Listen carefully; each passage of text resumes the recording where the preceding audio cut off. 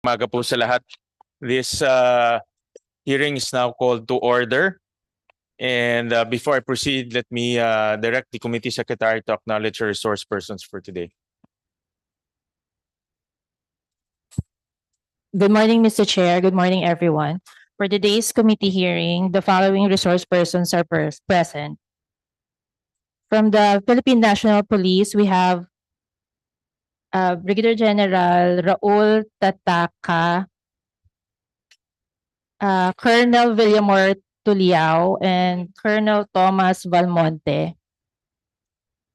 From the National Security Council, we have Mr. Francis Jude Lawenko. From Philippine Amusement and Gaming Corporation or PAGCOR, we have Mr. Alejandro Tenco and Retired General Raul Villanueva. From the Department of Finance, we have ASE Carlo Fermin Adriano and Director Maria Carla Espinosa. From the Bureau of Immigration, we have Attorney Victor Andrew Siriban. From the Department of Labor and Employment, we have Yusek Felipe Edgargo Jr.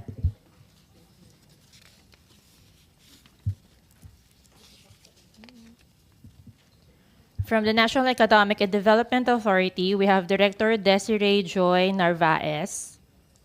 From the Department of Justice Interagency Council Against Trafficking, we have Mr. Wendell Bendoval.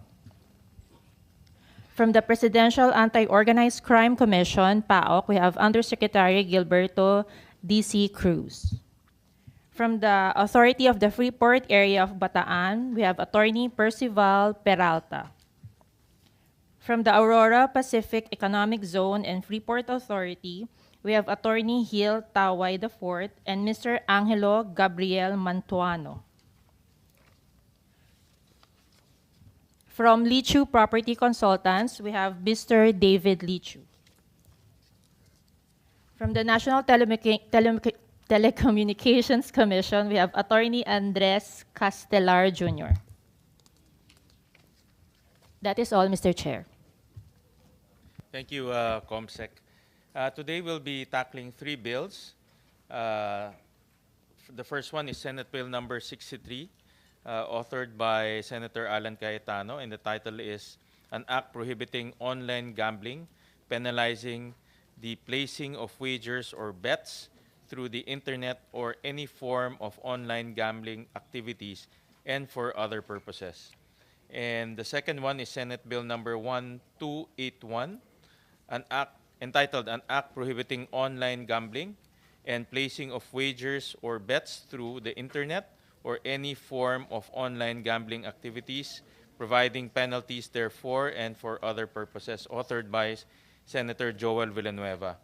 The third is Senate Bill number 2689, entitled An Act Repealing for the Purpose Republic Act numbers 11,590, otherwise known as an act taxing Philippine offshore gaming operations and for other purposes.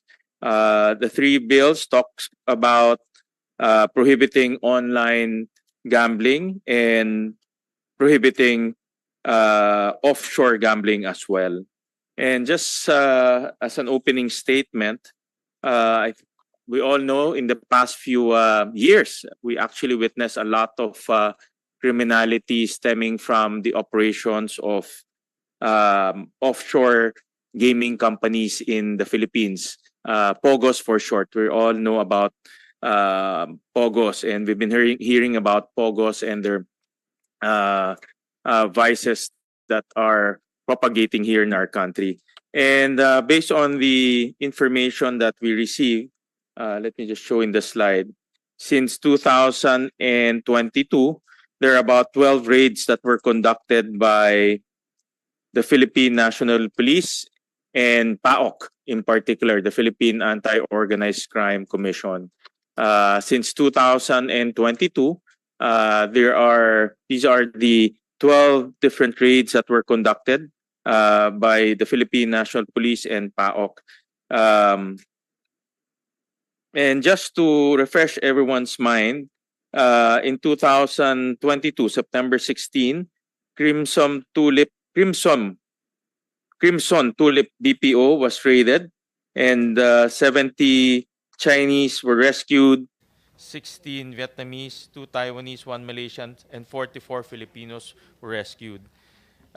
In September 17, 2022, Lucky South 99. This is the first raid of Lucky South 99 that transpired. Some 40 workers were rescued in that operation. Medyo mabagal lang ho. There. Bagal lang yung aming internet.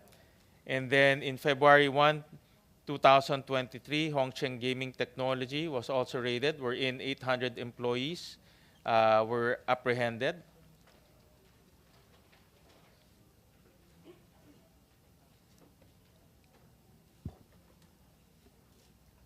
Next slide. I think we're having problems with our internet.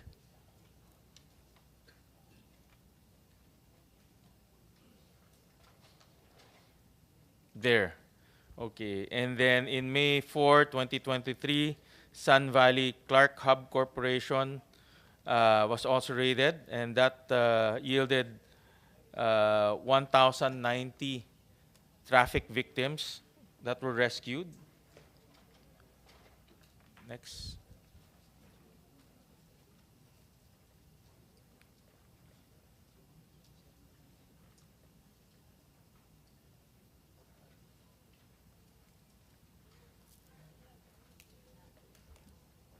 I apologize for the lag because of the internet.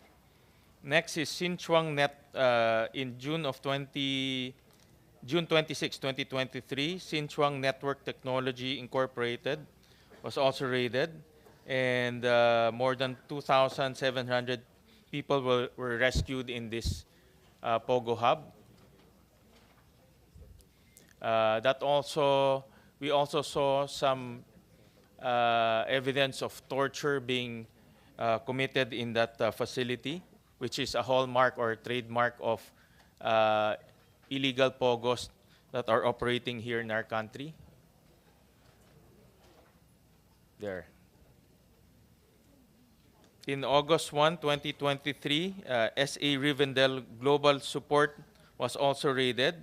650 individuals were found in that facility. Next slide.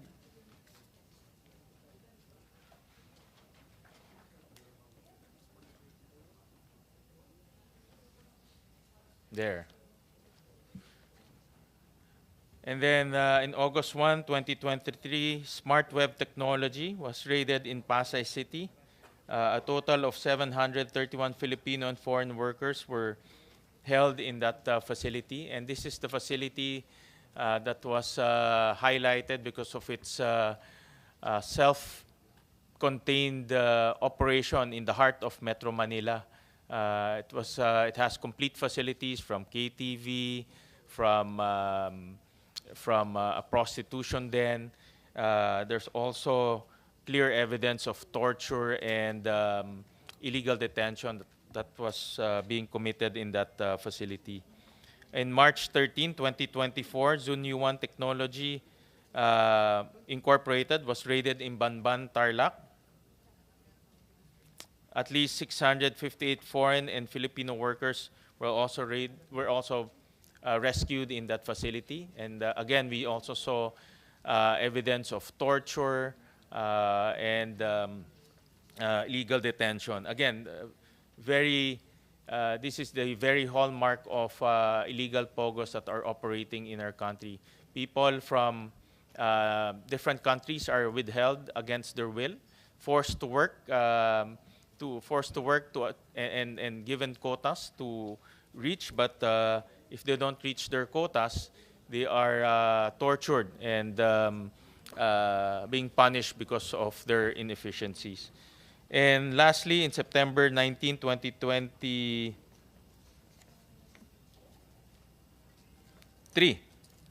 Lucky South 99 was once again raided. This is the infamous and the most latest raid that transpired in Porac, Pampanga, where definitely torture and and even possible murder happened in that facility. And because all of this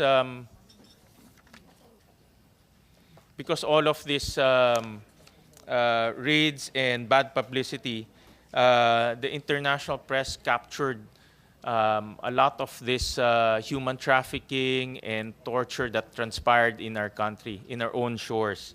Uh, Next slide. Sensya no sa internet ho namin. What happened to the internet?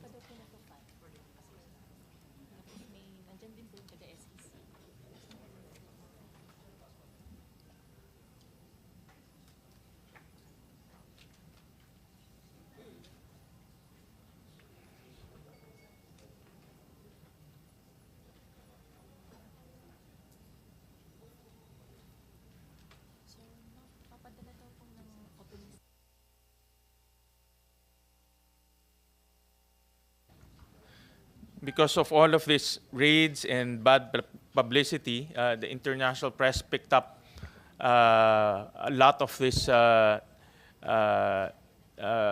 raids and crimes being committed by pogos in our country. The CNN reported it, Reuters reported it, and because of this bad international publicity, um, it affected a lot of our efforts in attracting foreign direct investments, attracting tourists, and building our tourism efforts. A lot of this negative publicity definitely affected our image in the international standing.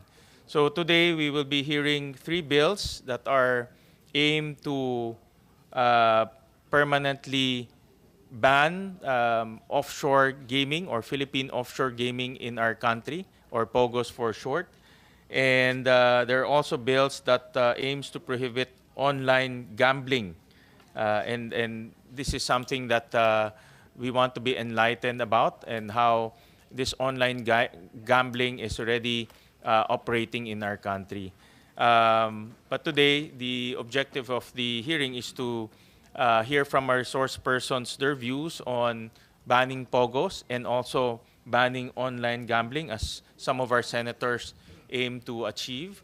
And we also want to understand from our counterparts in the executive department, particularly the DOF and NEDA, if indeed POGOs deliver benefits, particularly revenues and also other benefits for our country. The argument to continue with POGO is the revenue that it delivers for our country, revenues that are needed to build other infrastructure, build schools, deliver social services. But those benefits come with a very serious cost in terms of crime and criminality. So we want to understand from NEDA, from DOF, what are the compromises that POGO brings in POGO brings in, and if we allow POGO to continue to operate in our country.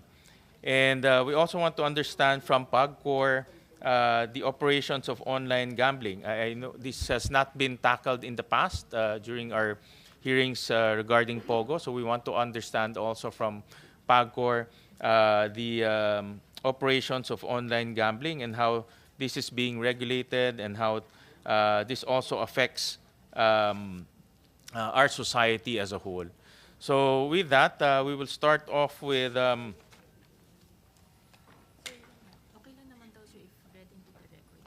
all right. Before we go on to the comments of our resource persons, Senator Joel Villanueva sent his opening statement, and we will just insert this into the records. And let me direct the committee secretary to reflect this into the discussions for today. All right. So we will start off with, and we're very fortunate that no less than the chairman of PAGCOR is here to join us in this hearing. and we appreciate your presence, sir. We will start off with a discussion on online gambling, no? Or online gaming, or I think we also know this as e-casinos. No? Correct me if I'm wrong. Over the past few weeks, we've been discussing about Pogos and how Pogos we've been discussing about Pogos and the operation of Pogos here in our country, but little is known about e-casinos and online gambling. So we would like to understand from PAGCOR this business model and how this business model contributes to PAGCOR and contributes to our country as a whole in terms of revenue and other benefits. So we call on the chairman or someone from PAGCOR to help us understand what online gambling is and how this is operating in our country. Maraming salamat po, Chairman, Senator Win, and good morning to all. In 2004, PAGCOR then issued a license to the first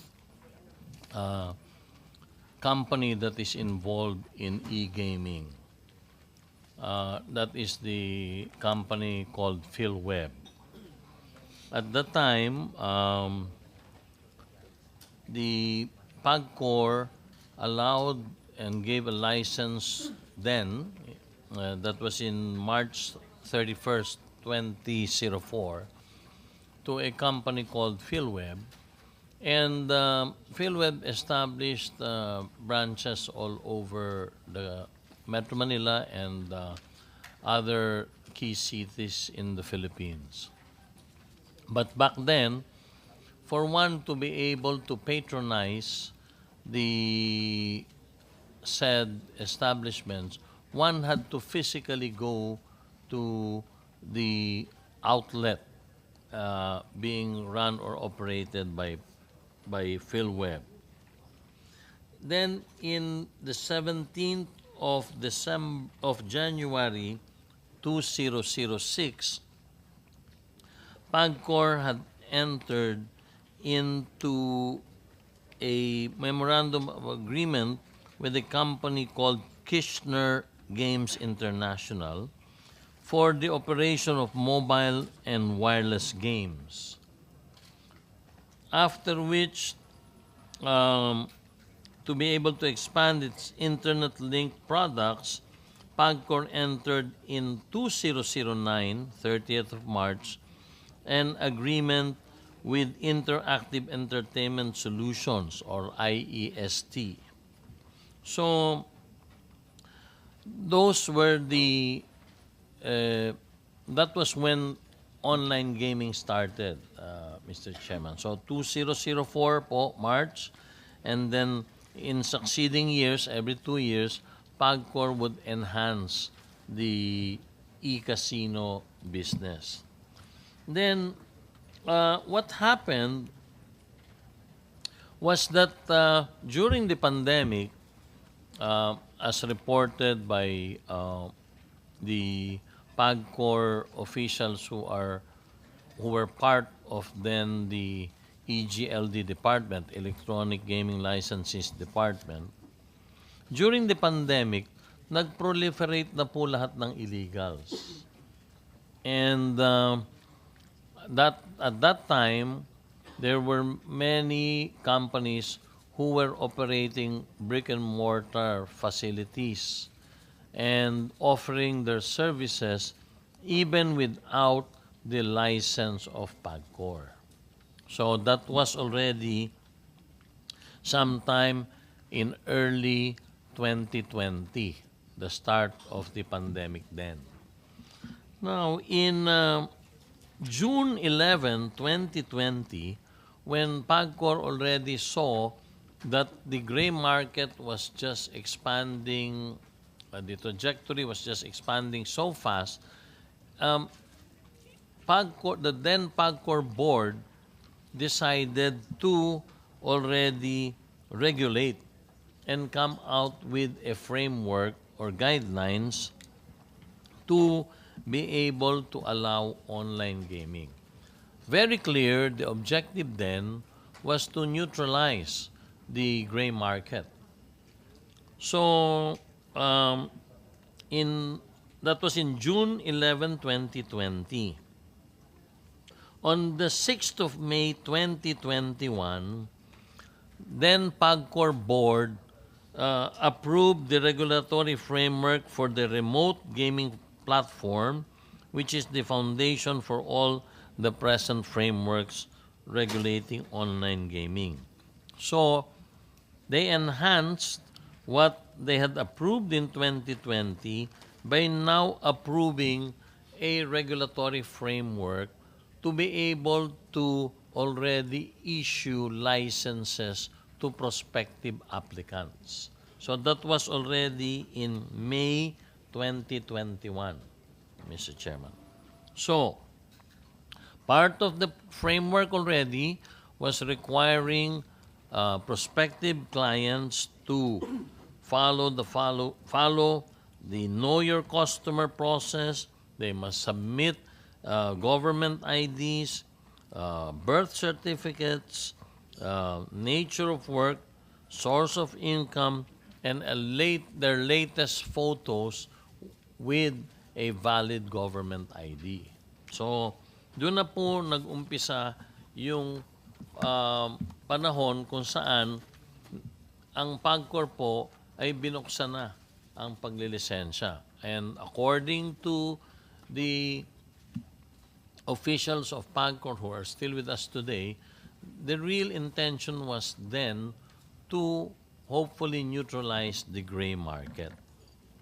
So, when I assumed in August 2022 the chairmanship and being CEO of PAGCOR, the first thing I did was to look into the regulatory frameworks that were already set up, because so many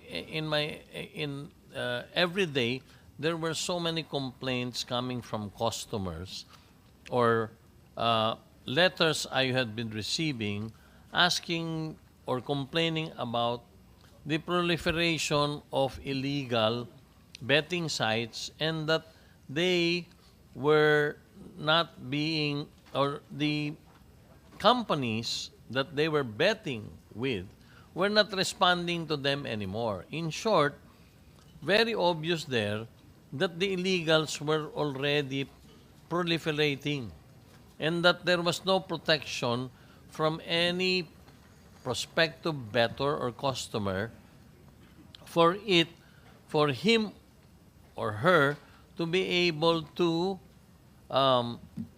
complain against the company that they were a customer of. So I looked into it, and with the team of the Electronic Gaming Licensing Department, we strengthened the weaknesses. We saw that there were so many fly-by-night operators. And that being the case, the first thing that we did to be able to eliminate the fly-by-night was to increase the financial requirements, non-refundable application fees, the amount we raised the application from 1 million to 5 million pesos. This is non-refundable. We increased the performance deposit from then 15 million pesos to 50 million pesos. We then increased the capitalization required, paid up capitalization from 25 million to 100 million pesos. We streamlined the application process and all the requirements, and we required for all representatives of these companies to divulge the beneficial owners, because most of them were lawyers and incorporators that we didn't know. And we also strengthened the third-party audit platform and third-party audit um, company that was in charge of doing the audit of the revenues. Then, Mr. Chairman, there were reports that it was the auditor was able to capture only about 55 to 60% of the um, transactions being delivered by the licensees. So we also strengthened the KYC process, wherein, of course, only 21 years of age will be allowed to play. Um, and then we also launched our campaign for responsible gaming to be able to balance the act. We had discussions with NGOs. In fact, a very reliable NGO that is helping us today, Seagull's Flock Foundation, just held a very successful international responsible gaming conference held about 2-3 months ago in Quezon City, sponsored by the Quezon City government. So, in all of these, basically, we were able to get a bigger margin of the gray market. Although unconfirmed, Mr. Chairman, the many people say, especially those who have been involved internationally or locally there is about a 200 billion peso market now per annum in the online gaming platform only in the Philippines. More or less. If you will ask me where I'm getting data, we're just putting together all the numbers that we have seen, and we are also in consultation with our consultants. To give everyone an idea, in 2020, when then the PAGCOR board opened the licensing for prospective applicants, the gross gaming revenue then during the pandemic was about 12.9 billion pesos. In 2021, there was a slight dip, or almost the same number, 12.8 billion pesos. In 2022, the gross gaming revenue more than doubled to 28 billion pesos. And as of end of December 31st, 2023, again, we were able to double again. The business doubled to about 56 billion pesos. Today, from January to June alone, Mr. Chairman, end of June this year, the gross gaming revenue that we have tracked amounts to about 53 billion pesos. So, if truly the market is in the vicinity of about 200 billion pesos when it was unregulated, I believe if the trend will continue, we will have a GGR of about 100 to 110 billion pesos. So hopefully, by the end of this year, PAGCOR, because of the regulation and strict implementation of the frameworks in place, we would have captured close to about 55 to 60% of the entire market. So, up to the end of 2024, I believe that there is still about anywhere between 30 to 40% of the business being controlled by the gray market.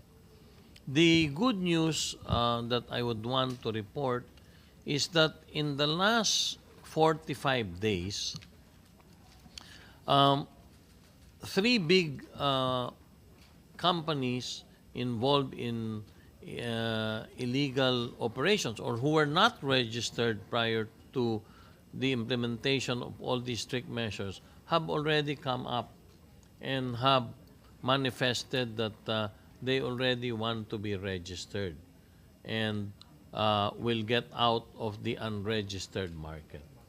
So that, Mr. Chairman, is my brief report as to what we are projecting to gain. If the trend continues, we're expecting to gain from the online gaming market about anywhere between 35 to 42 billion pesos from license fees. And this will translate to about close to 40% of the current revenues of PAGCOR. So for 2024, I would like to emphasize that PAGCOR is projected to generate anywhere between 38 to 42 billion pesos in license fees.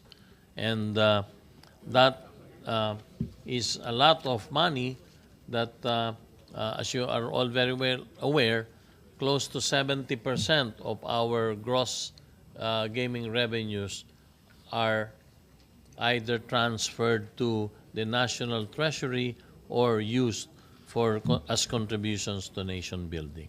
Yun lang po, Mr. Chairman, ang may ulat ko generally about. Now, also, General R.V. Villanueva, the head of our security group, would like to share, through me, that as we are actively pursuing our efforts against the illegal operators, a total of 7,747 illegal sites have been endorsed to the DICT and to the PNP. We have this on record. Maybe General, if you will allow, Mr. Chairman, General Villanueva to just give his reports on what PAGCOR has done to counter the illegal operators of online gaming. Thank you, Mr. Chairman. Before I recognize General Villanueva, just to put everyone on the same plane, on the same table, Pogos and online gaming, these are different Opo. activities, correct? Just Ye- to make Opo. everyone understand clearly. Yes. Pogo, in short, they get bets from outside the Philippines. Overseas gaming po, Mr. Chairman. And then this online gaming is domestic. Dito correct? po sa domestic Local, market. no? Yes. So kumukuha siya domestic ng market. bets locally. Yes, domestic market, Mr. Chairman. But both are operating in the Philippines. Meaning they get Both, bets. yes. Well, the Pogo, The gaming happens here in the Philippines for both. Tama ba? yes. Well, the Pogos have their offices here in Manila, in the Philippines, and they source their customers from abroad. Versus the difference, no? The international, the e-gaming that we have, online gaming, sources their business from within the Philippines.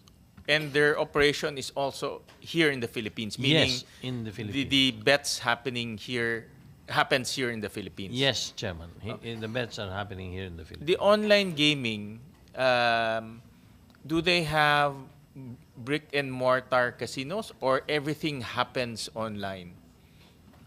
They Diba do not merong wala mga po silang physical casinos. Okay. I mean, they do not have land-based operations. Except for, meron pong mga outlets lang, but wala pong physical live dealing in the outlets. It's all online.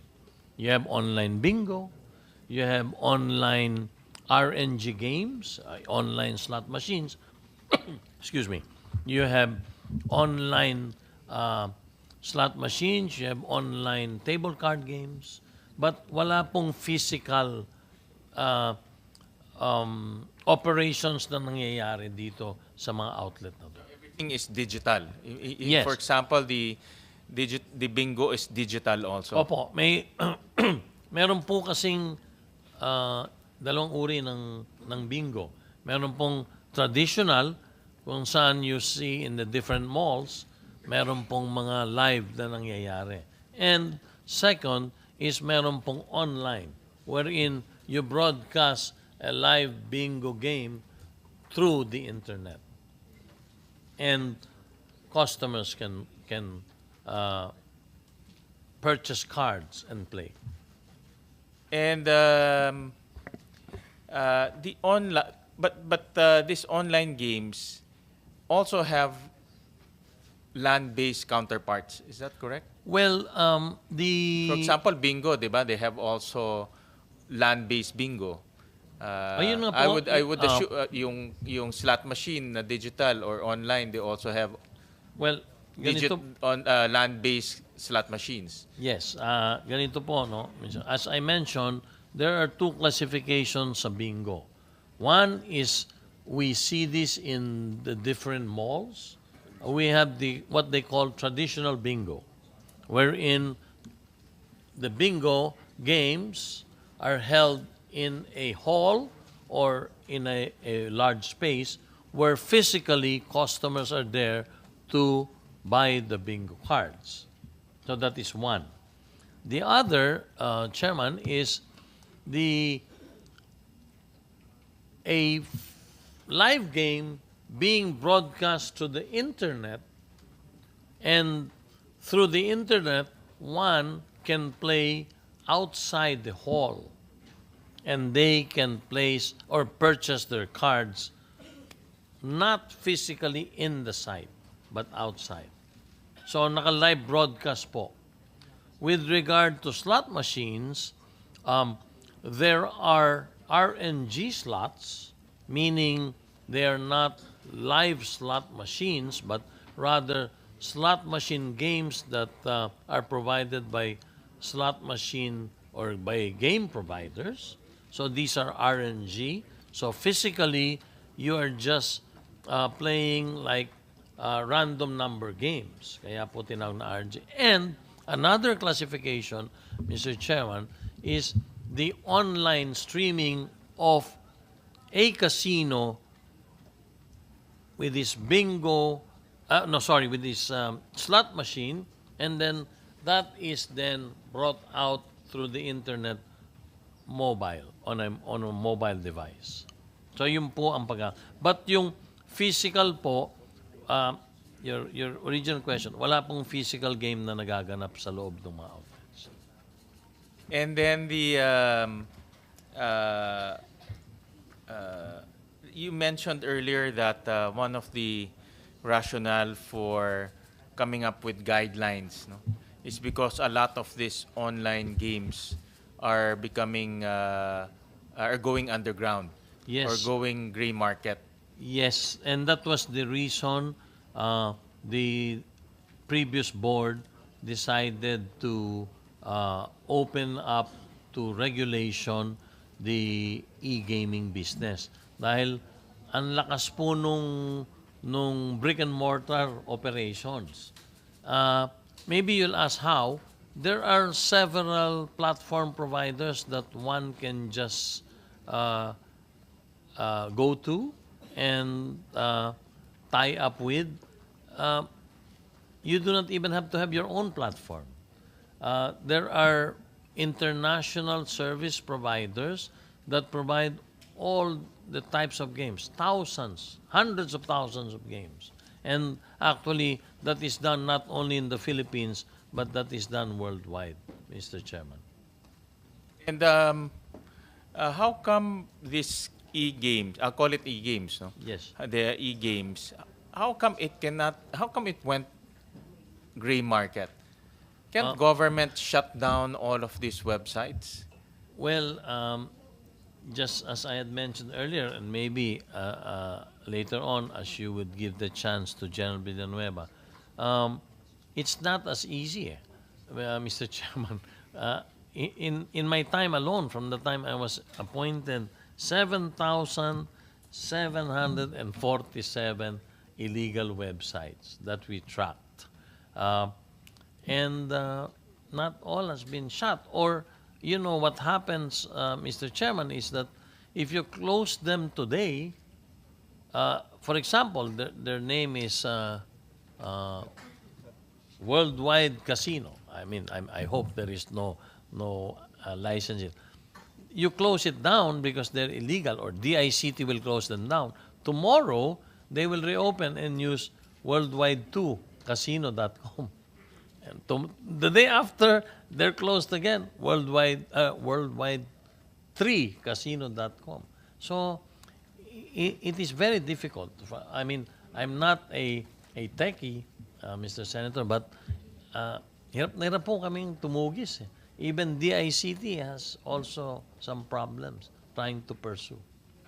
We heard the same feedback from some Chinese gaming experts, because I asked them, how come China, with its might and resources, how come they cannot shut down Pogo sites in China? And that's exactly also the feedback I got, because they can reincarnate using the different name, a different brand. So it's a very nimble and it's easy to change the brand and market themselves again. No? That's what we found out, and that's in China, because I was asking them, Pogos operate here, but they get majority of their bets in China. But China, we all know, controls the internet. No, but how come they cannot shut down? And I found out from gaming experts, Chinese gaming experts, that they can really change the brand easily and market through different modalities. For example, through WeChat or other chat platforms. No, so it seems like it's this type of online gamings are much more complex to regulate. No? But I understand you mentioned earlier that there are efforts to shut down 7,000 websites. Yes, Mr. Chairman, we have here the report, and we were able to report the operation of 7,747 illegal operators from the time of my assumption into office, Mr. Chairman. And as if you will give General Villanueva a chance, maybe he can further explain of the 7,747 illegal sites that we have reported to the authorities, how many of them have been shut and how many still continue to do illegal business. We recognize General Villanueva, just to give us a preview or Thank you, an Mr. Chairman. understanding on your activity or your direction of shutting down illegal websites. Good morning, Mr. Chair. Since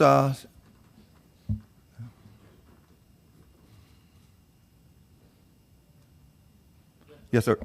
Since September 2022, we have been monitoring all illegal sites. Actually, it's not only the illegal online games, but also other classifications like isabong, and the Facebook ads, the mobile applications, the offshore sites, and spam messages, including Telegram chats where they advertise their gaming, illegal games. And we were able to endorse to NTC, ACG, and CICC, the ICT, of course, 7,747 sites, sir, including the apps. Of these, sir, 7,747, 5,793 or 74.78% were already blocked, and 1,954 are still active. So because NTC or the ICT is very dependent only on the ISPs to block these sites. This is one of our strategies, sir.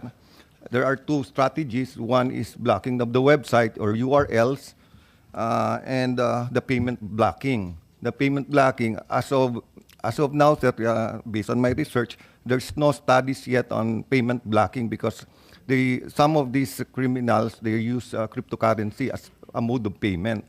And the banking system is very complex.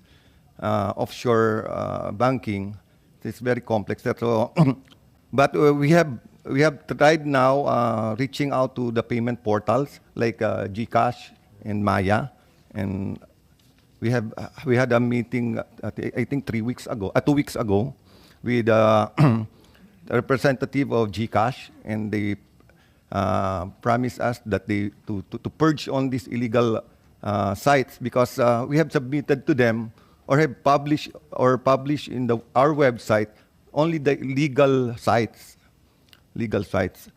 So that's a problem now. It's very challenging, sir, but we're doing our best to monitor the internet, and also we reach out to even Google Play Store. They have an office in BGC, sir, and we reach out to Apple Play Store.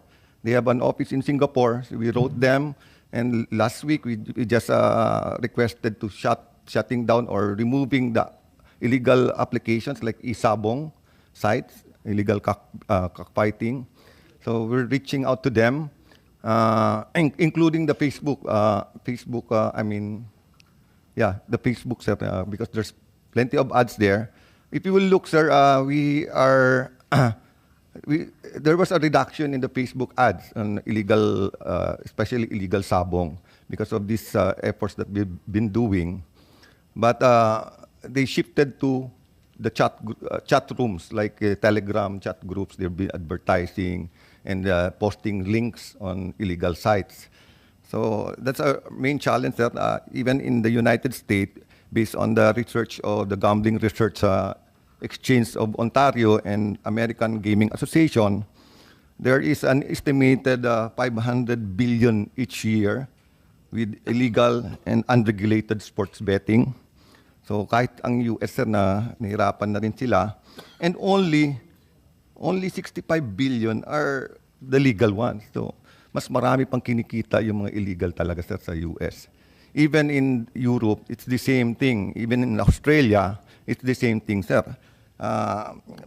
In Australia, illegal offshore gambling in Australia is worth more than 1.1 billion Australian dollars.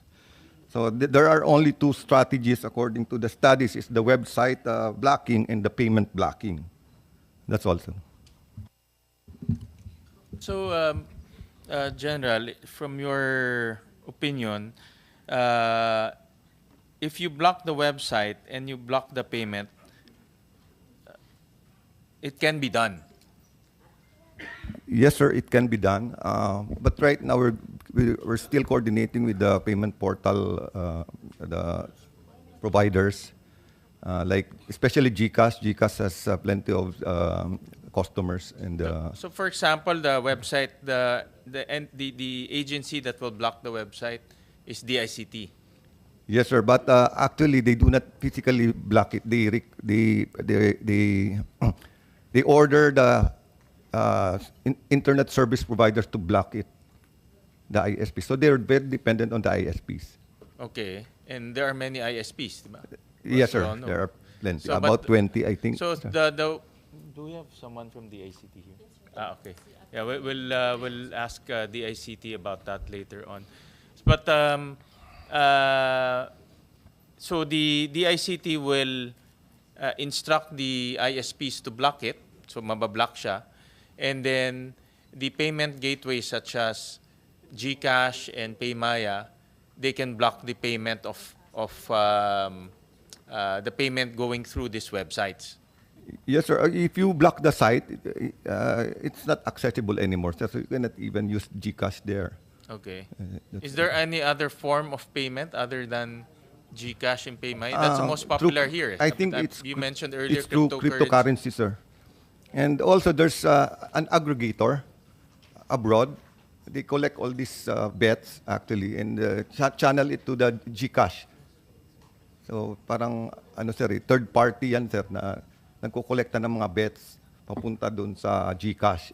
GCash has they have accounts in GCash, sir. So they can But withdraw. you talk to the telcos in this particular case. Yes. Yes, Mr. Chairman, Chairman, go ahead. can I in answer to your question, a few months ago, I had a meeting with the senior officials of GCash and, of course, PayMaya, and they have helped us so much. In fact, when we furnished GCash basically it's about 90%, 85-90% of the market, Mr. Chairman. And when we furnished them a copy of the legal or the list of our licensees, immediately GCash responded, and I laud, I have to say, Ernest Koo, the head of Globe, who I had a meeting with, because in a matter of hours, they were able to block the illegal websites. And that is the reason, Mr. Chairman, if you remember in my opening statement, the main unregistered companies have come forward to already register with PAGCOR, primarily because they've lost already a payment gateway or payment provider like GCash and also PayMaya. So I just wanted to share with you that in our efforts to be able to block all these illegal websites, part of our thrust was to have a dialogue with the payment providers. And I laud them because they have not only cooperated, they have executed what we requested them to do. Thank you, Mr. Chairman, General Villanueva. So it can be done, albeit the process is not straightforward, from what I understand. You have to go through the payment platforms, you have to go through the ICT, and it's a continuous effort, process, because nga they can reincarnate into a different name, reincarnate into a different brand, because all of this is digital, All of this, they're just typing. That's the way I understand Yes, it. talagang patsagaan lang po, Mr. Chairman, dahil we're already, sometimes we want to give up, but I just tell the team, no, let's not give up, let's continue to fight. Because of that problem nga po na talagang they reincarnate using another name. And the only inconvenience is truly the customer might doubt already, excuse me, that he is depositing his funds in a company that might be gone tomorrow. So yun na lang po yung inconvenience na nangyayari. Pero as to what you were saying, honestly, it's really a difficult task. But Mr. Chairman, I want to assure you we are not giving up. Thank you, Mr. Chairman. Mr. Chairman, I'll go into the revenues. Yes. You mentioned earlier that just for 2023, I'll do the 2023, so Yes. it's full year. The GGR, or the gross gaming revenue, is about 56 billion. Is that Yes. correct? What is the revenue due to PAGCOR? How much PAGCOR We- collected during We in were able to 2023? collect in 2023, end of 2023, the amount of 13.7 billion pesos from the said GGR, Mr. Chairman. So this is only for online games. Yes, dun lang po sa online yon. Okay. And then for the first half of this year, I had mentioned earlier, we were able to collect already, PAGCOR was able to generate 17.5 billion pesos just for the first half of the year. That's why if truly we will be able to turn the non-registered to register or the illegals to become legal, I am very confident, Mr. Chairman, that PAGCOR will generate anywhere from 38 to around 42 billion pesos from the online gaming licensees alone. Ask the same thing from to BIR. I think BIR is here, no? But later on na lang I'll ask how much revenue or how much collection are we taking from the online games. Let's for now, no, let's separate Pogo and online games, no, because the bill, there are three bills here. Two talks about online games, although Pogo largely is an online game. The bets just come from outside, no. So, but the new discussion here, the new dimension here is the domestic or the local online games. That's why I want to understand that and put that on record. And then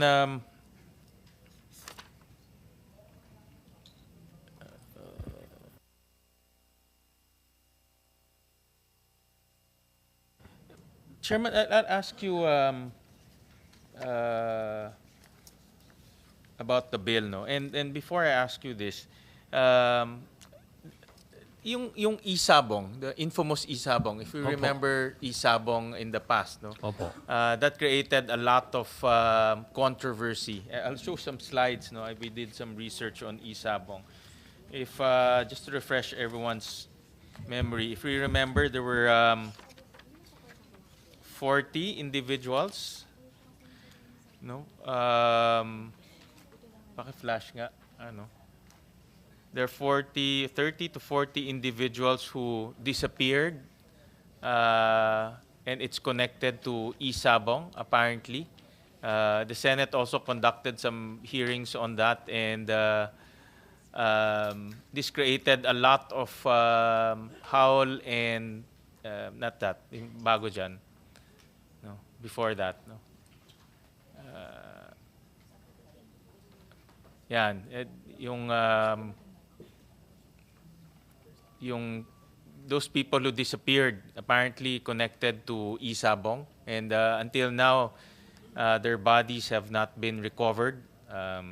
We're not sure whether they're already dead or alive, but I think a lot of our enforcers are saying that they're already dead. And then we also saw some social ills. The next slide. A lot of our constituents got hooked on isabong. In fact, isabong exploded during the pandemic because everyone learned how to use the internet, including myself. Everyone learned how to use GCash, including myself. But apparently, isabong can also be facilitated using GCash to make it more seamless. And we saw a lot of, in the news, of police officers getting hooked and addicted to isabong. There were also reports that a couple, wala lang ako ngayon, no? But maybe you can research, Carla.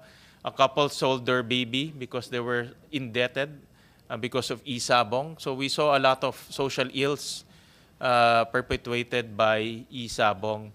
And that led to the banning of isabong, no? Complete banning of isabong. Now, my question is isabong considered an e-game? Is that an e-game? Actually, back then, when it was still legal, when isabong was still legal, PAGCOR had its own isabong department. And back then, it was not classified as part of electronic gaming. Um, so, honestly, Mr. Chairman, I am not privy, primarily because hindi ko na po inabutan ng panahon ko. But if you will ask me today, I believe it is an electronic game also because I mean it passes it is through the internet. So I do not see any difference between electronic gaming and the e-sabong in terms of a betting platform, Mr. Chairman. Uh, let's assume, and I think, let me just ask my staff. I think there was a ruling before by PAGCOR declaring, I think there was a debate between GAB and PAGCOR on who will be the regulator of e-sabong. And PAGCOR ruled, I am sure with the support of the higher ups, that e-sabong should be regulated by PAGCOR. And that's a discussion between the executive branch. No? But having said that, and classifying e-sabong as e-games, and there's now a chance of reviving e-sabong because it's a form of e-game, no? It's a subset of e-games. And we all saw what e-sabong created, no? Or what havoc e-sabong created in our country. Like I demonstrated the 40 plus disappearance of workers in e-sabong.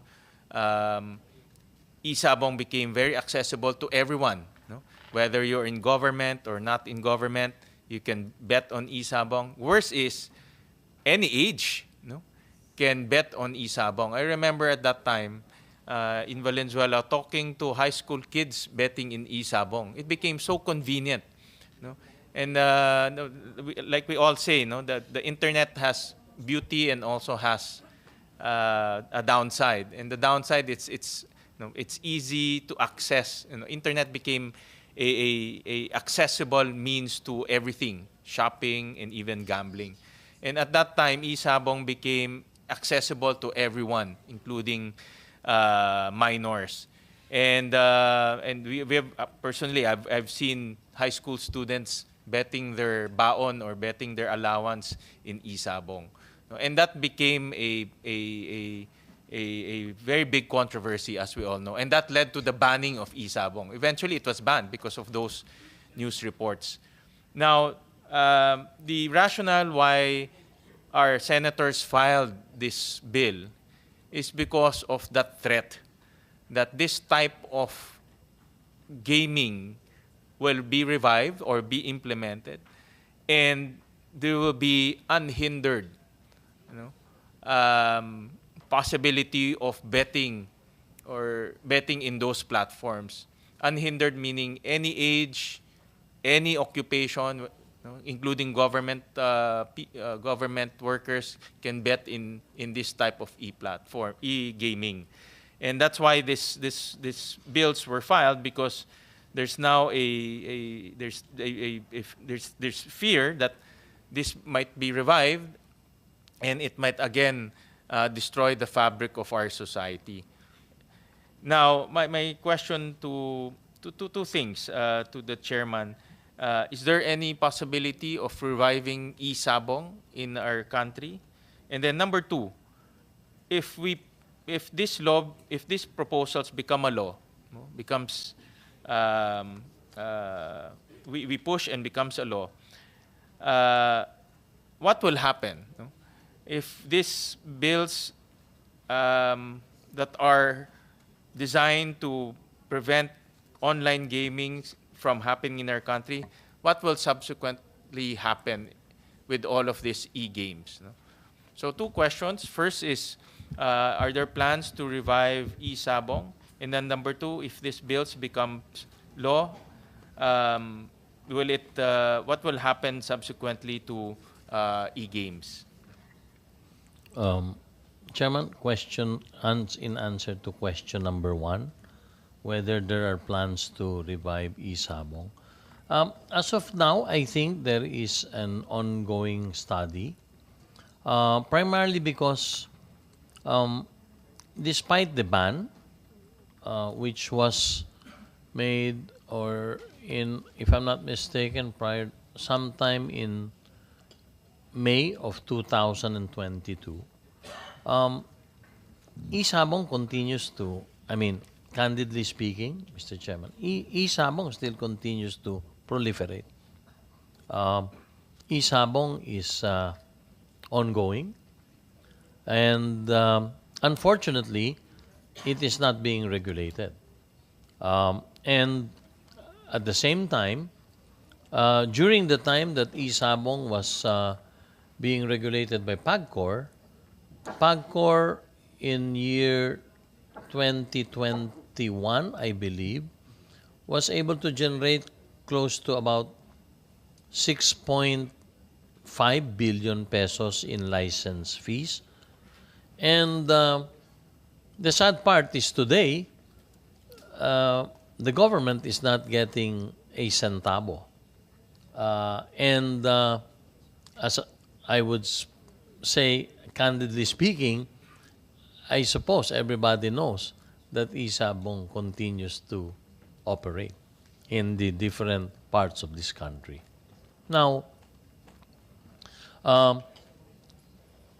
whether it will be revived, I do not want to second guess, Mr. Chairman. But I believe that, again, this is a major problem of regulating said e-sabong. Because, as mentioned, during the time that it was ongoing and being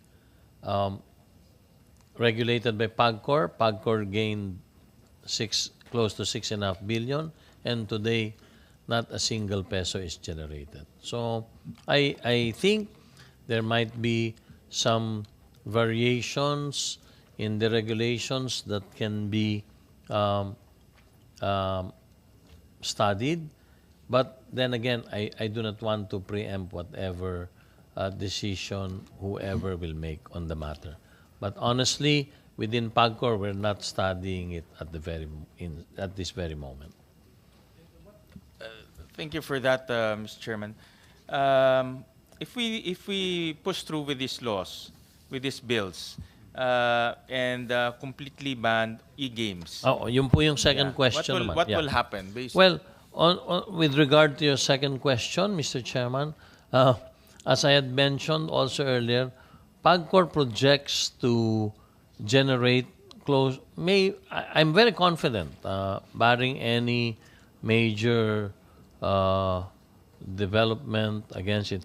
PAGCOR, I can very well see with the trend in the first 6 months and with unregistered companies now coming forward and willing to register, PAGCOR stands to lose the revenue of a minimum of 40 billion pesos if this law that is being proposed will be passed. And in these difficult times that everyone is facing today, I believe 40 billion pesos is a big amount if we will forego of that said amount, Mr. Chairman. Thank you for that feedback, Mr. Chairman. I'll go to another group, no, and this time I asked you about this during the last hearing by the Committee on Women. I asked you about your views on POGOs, and you already articulated your views on that, so I won't repeat those questions anymore because you have already mentioned. But I will now jump to the other government agencies, no, who are here with us, particularly DOF and then NEDA. And let me jump into POGOs, no? Because there are two, again, no? There are two, these are online games, but two different business models. No? One income is being derived from abroad, from offshore, and one income being derived from onshore. I'll go into POGOs, no? which is the business model wherein income is being derived from offshore. So I'll go into that in this discussion because that's also a very controversial industry right now. And I'll ask DOFs their views on this matter. And I also want to get their position on this Pogo controversy happening in our country.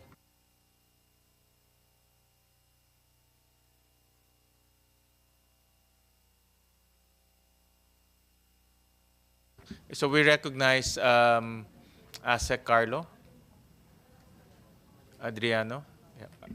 Good morning, Mr. Chair. We have prepared a very short slide.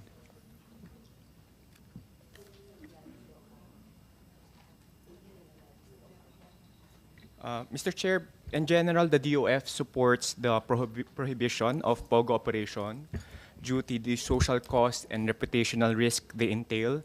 In several hearings in the House of Representatives and in the Senate, we have expressed that the economic benefits of keeping POGOs are outweighed by its social costs and negative consequences that have economic implication. However, we would like to note that the position and the coverage of the cost-benefit analysis of the Department of Finance is limited only to POGOs, and it does not include the online gambling industry as a whole. Next slide.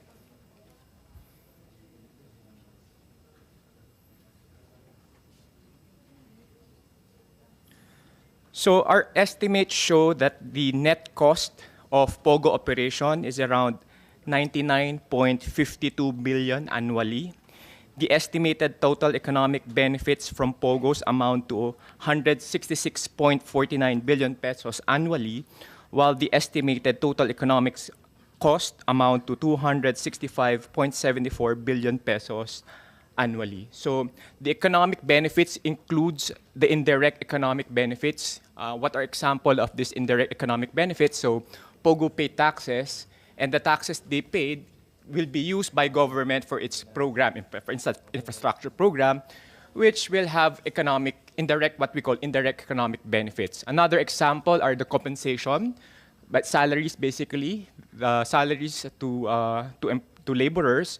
So if they have salaries, then these laborers will have income to buy things, which may generate more economic activity. So those are examples of indirect economic benefits.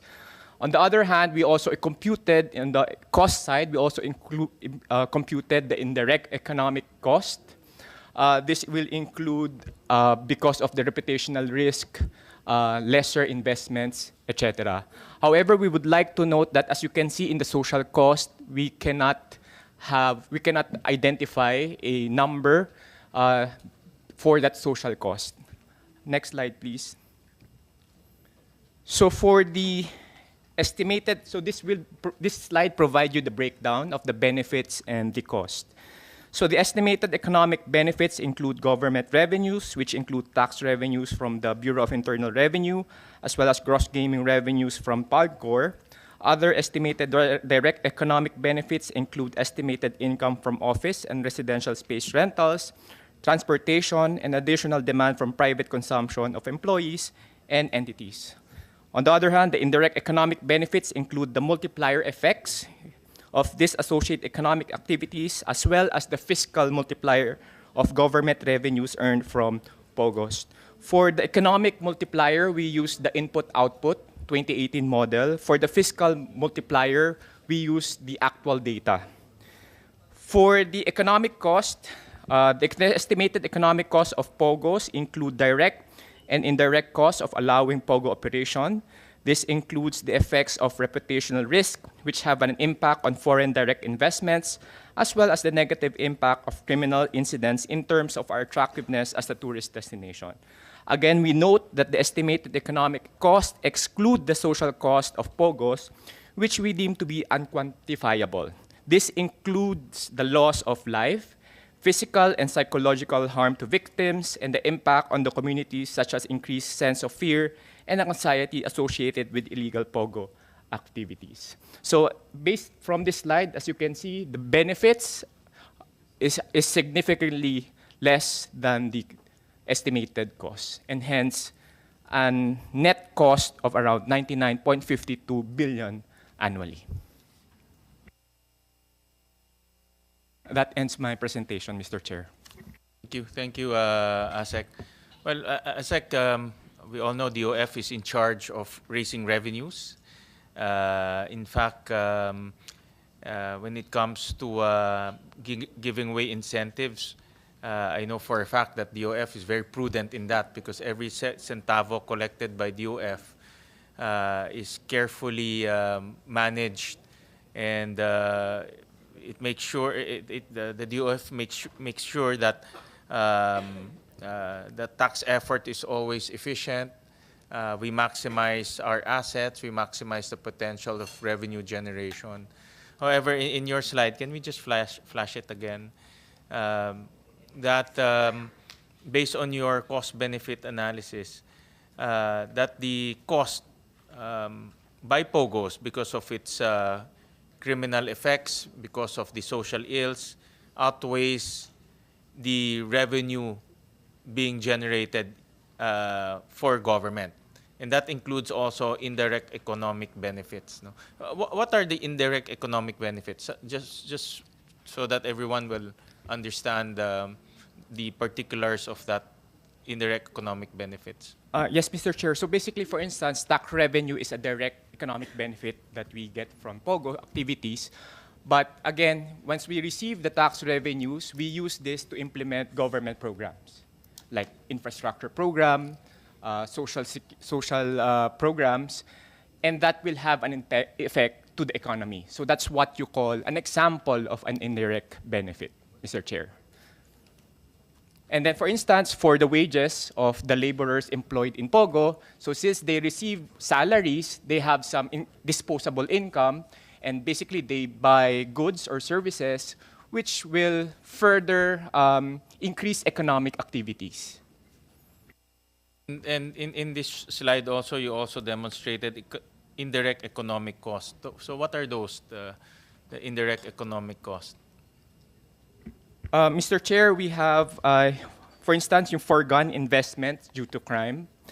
We also have foregone revenues from tourism because, basically because of that that negative, negative picture of having POGO activities in the Philippines may, in fact, affect the tourism industry as well. So those are included in the indirect cost.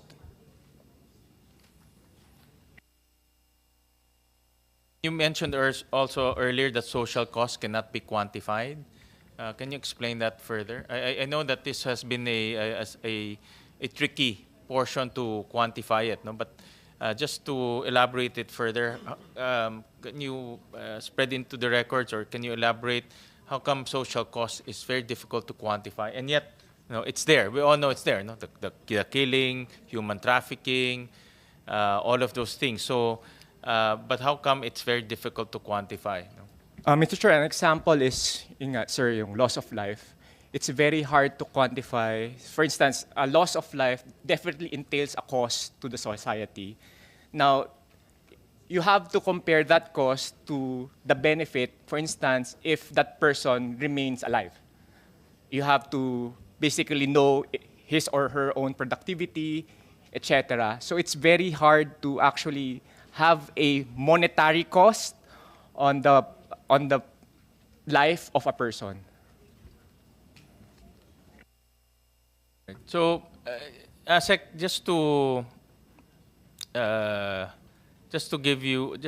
be more precise, no, tax revenues from BIR is about 10 billion. Then gaming revenues about 13. These are revenues coming to government, diba? These are our collections. No? So we're talking about 13 billion, correct? Yes, Mr. Chair. So the 10.32 billion are tax revenue collected by the BIR from POGOs, and the 3.15 billion is the gaming revenues from PAGCOR. Okay. And then the private consumption, these are VAT, no? Correct?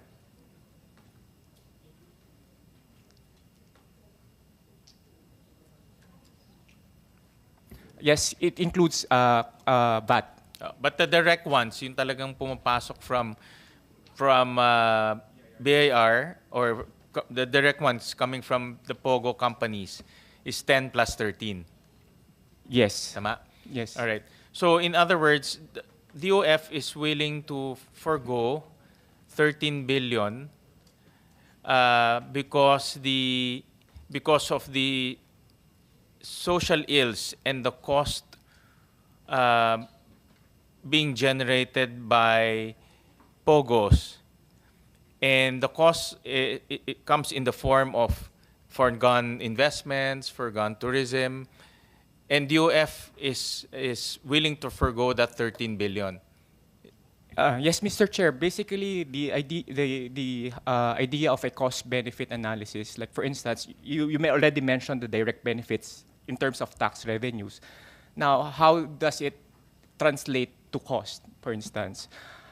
As you can see there, there's an impact to investment. So basically, there's lower investments because of POGO activities. And we know that if there are more investment, we could have actually collected taxes from these supposed investments if they have come in. So again, you have to balance out.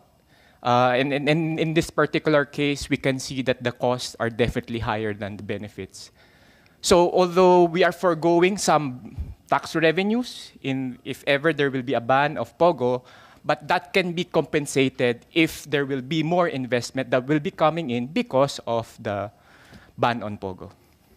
That's what I'm driving at. No? We're foregoing 13 billion, but what do we replace it with? No? That's my question. And your answer to that is we will increase investments, hopefully by 55 billion, because that's forgone, di ba? In 55. And impact on tourism, that's 29 billion, because that's forgone. No? And forgone because of reputational risk, reputational damage, and we showed earlier that the news is not confined to our country. It also was reported in CNN, Reuters, and in some other international news agencies. And in fact, personal friends of mine from abroad also, every now and then will forward to me news in their country about all of this human trafficking, because human trafficking is transnational. It's not confined in our borders. We're talking about citizens from Malaysia, citizens from China, citizens from Vietnam. So it's also reported in their countries. And now we have an element of money laundering, which is also a form of transnational crime. So I'm sure it will be reported in their country. So what I'm saying is all of this negative reporting is coming out of the Philippines. And if you are a tourist and you're an investor, that will have negative impact, or that will create negative impression in your decision making. Yes, Mr. Chair, you are correct. And if there will be lesser investments, that means lesser tax revenues as well.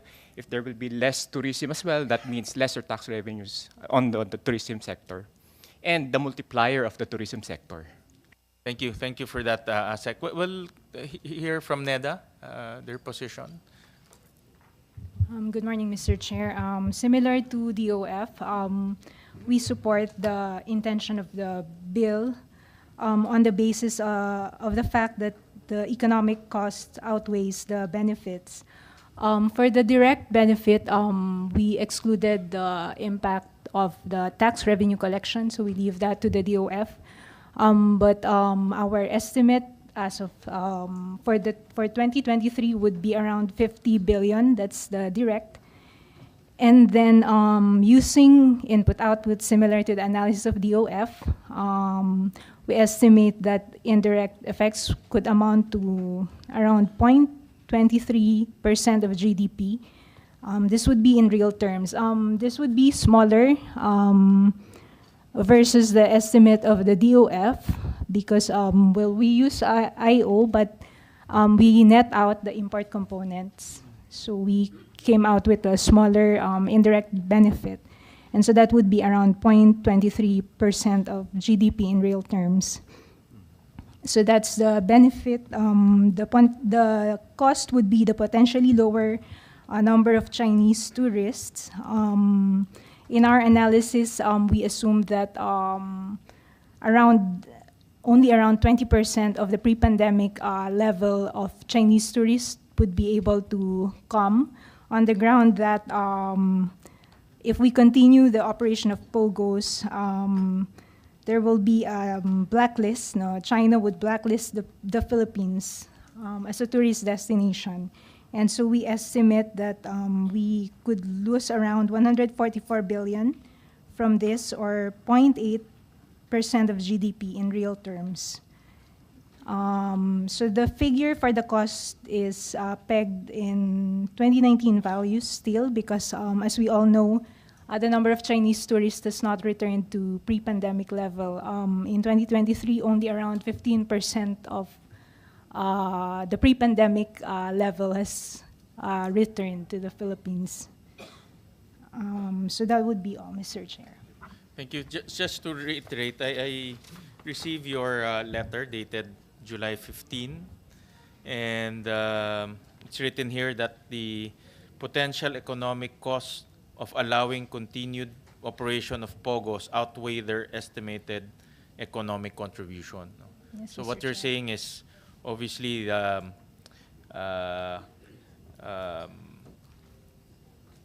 cost outweigh the benefit of Yes, Mr. Chair. allowing POGOs to continue to operate. No? All right. All right. Is that can you just submit to us those Figures. numbers that you mentioned, no, Yes, for Mr. Chair. for my records? All right. Thank you for that. I'll again, we'll continue with the discussion of POGOs. I'll go back to online gaming online gaming later, but we'll continue to discuss POGOs because that's the most controversial topic on hand. We'll call on PAOK, Yusek Gilbert Cruz is here. And just to enlighten us, no, I know that you have been raiding so many facilities, no, POGO facilities. And I want to ask you a question. If we continue to, let me backtrack, no? Why do you think, no, POGOs are always associated with these criminal elements? We showed earlier on the slide that a lot of this, especially on the later stage, a lot of these POGO entities that you raided, they all have the same hallmarks, no? Human trafficking, torture, even prostitution, and then during our raids, no, I went with you to inspect some of the facilities. We also found out that a lot of these elements are being run by criminal syndicates, you know, who have criminal records abroad. Some of them, or most of them, have warrant of arrest. You know. In your opinion, how come these POGO entities are always associated with criminal elements? You know? How come they're closely linked? From your analysis, Yusek Cruz. Basically, sir, they're looking for a place to do their thing, like yung scamming activities. And I think nakita nila, sir, yung Pilipinas as their playground. When I say playground, sir, things they need to continue to operate their legal activities are available here. Like having a new identity. Every time we raided the POGO hubs, this is a constant thing that's happening in every raids that we're doing. Laging may mga fugitives, sir. Sometimes we get 15, 9 fugitives in other POGO hubs, 11.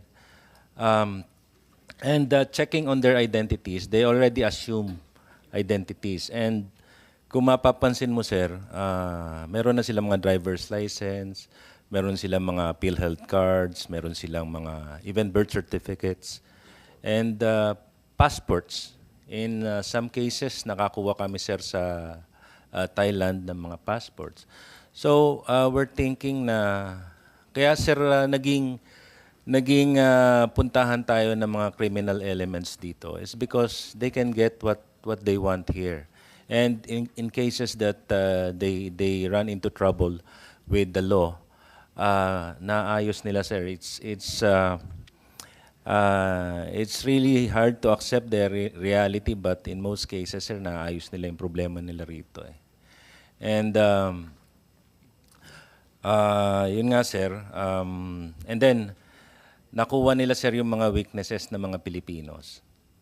And ang isa pang problema sir na nakita namin is yung existence still nung pre-registered SIM cards. We're talking about online gaming here sir. And what's the common denominators in POGOs, in online gaming na yung sinasabi nga ni chairman na pag tinanggal nila maya-maya nandiyan na uli. Kasi there still exists yung pre-registered SIM cards.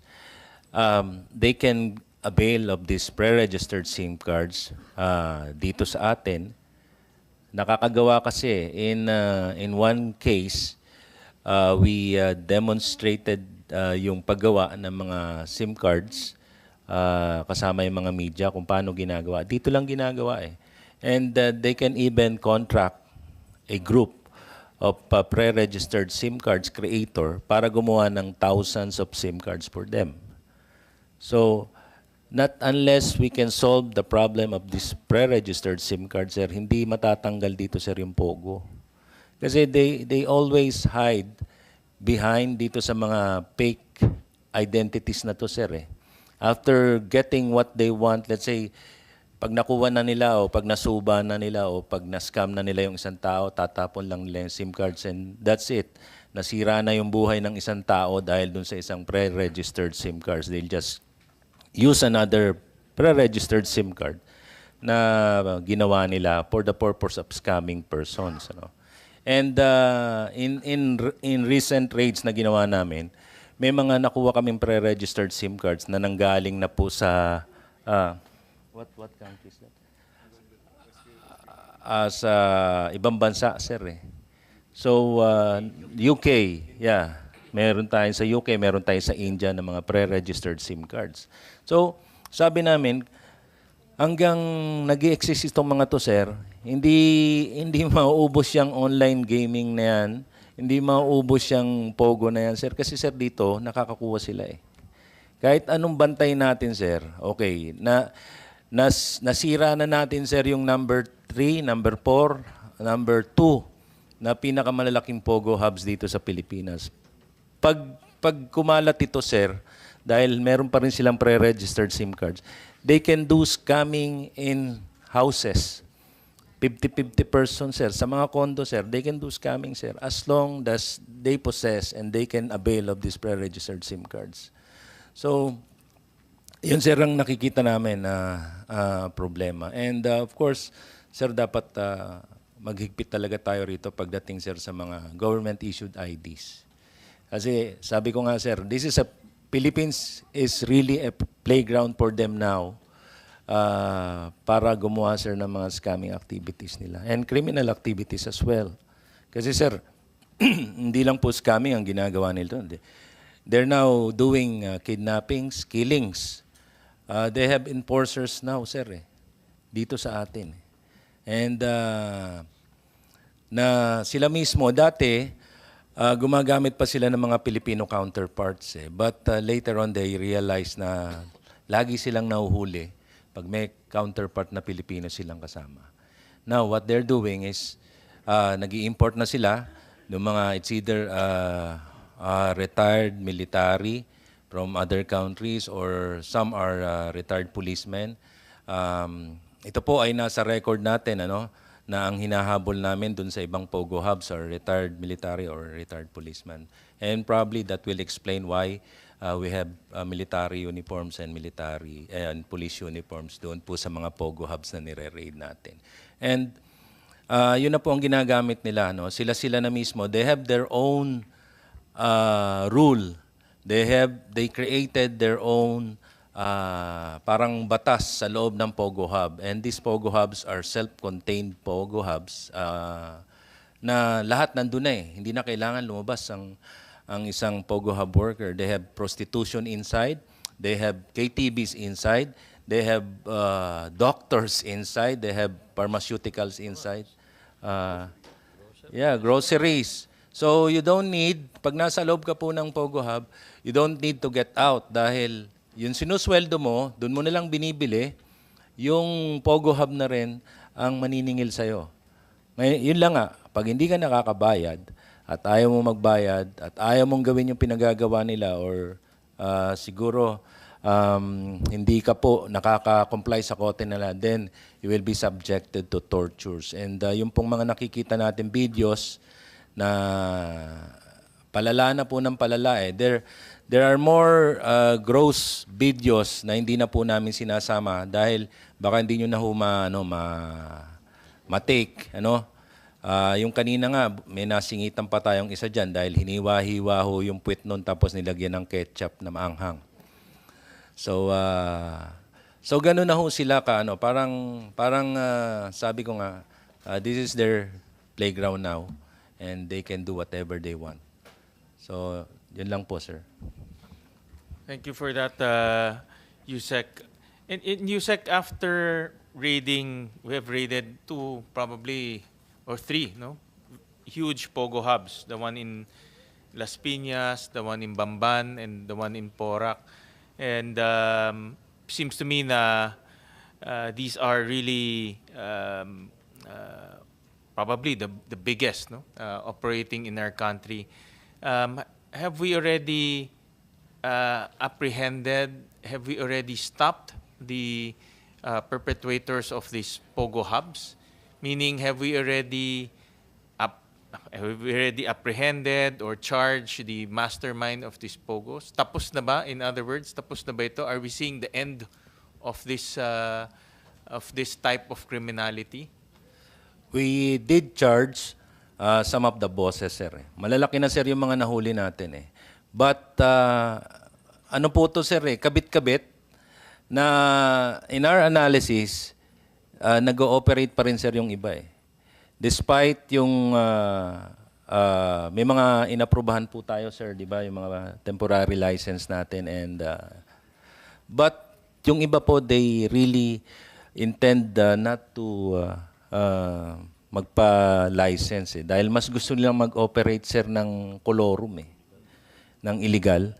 So, ang nakita namin, okay, sir, na-stop natin yung 3, 4, 5 na malalaking pogo, sir eh. But nag-ooperate pa rin po, sir, yung iba. I think we did some impact in some ways, but really for them to stop, hindi po natin nagagawa, sir. I think kailangan, sir, pumukpok pa po tayo, sir. But yun nga yung sinabi ko, sir, if we can do something about this proliferation of this pre-registered SIM card, sir, baka ma-stop natin ito. Well, talk to the ICTs here, no? So, I'm sure they're taking note of that. And we already flagged them about the problems of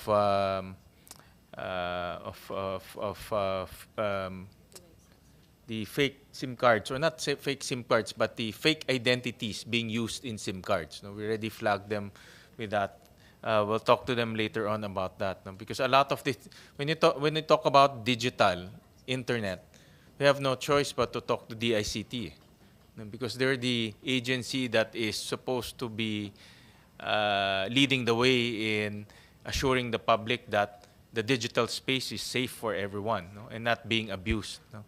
But obviously, that's not the case. No? We're not seeing that. So we'll hear from the ICT about their efforts to clean up the digital space in our country. No? Ang next question ko, Yusek, there's also a school of thought that if we ban pogos, they will go underground. No? Or if we ban pogos, the illegal will continue. Because they're illegal. Whether we ban or we don't ban, they will continue. What is your opinion on that? do you think banning pogos will still will still yield to the same illegal activities?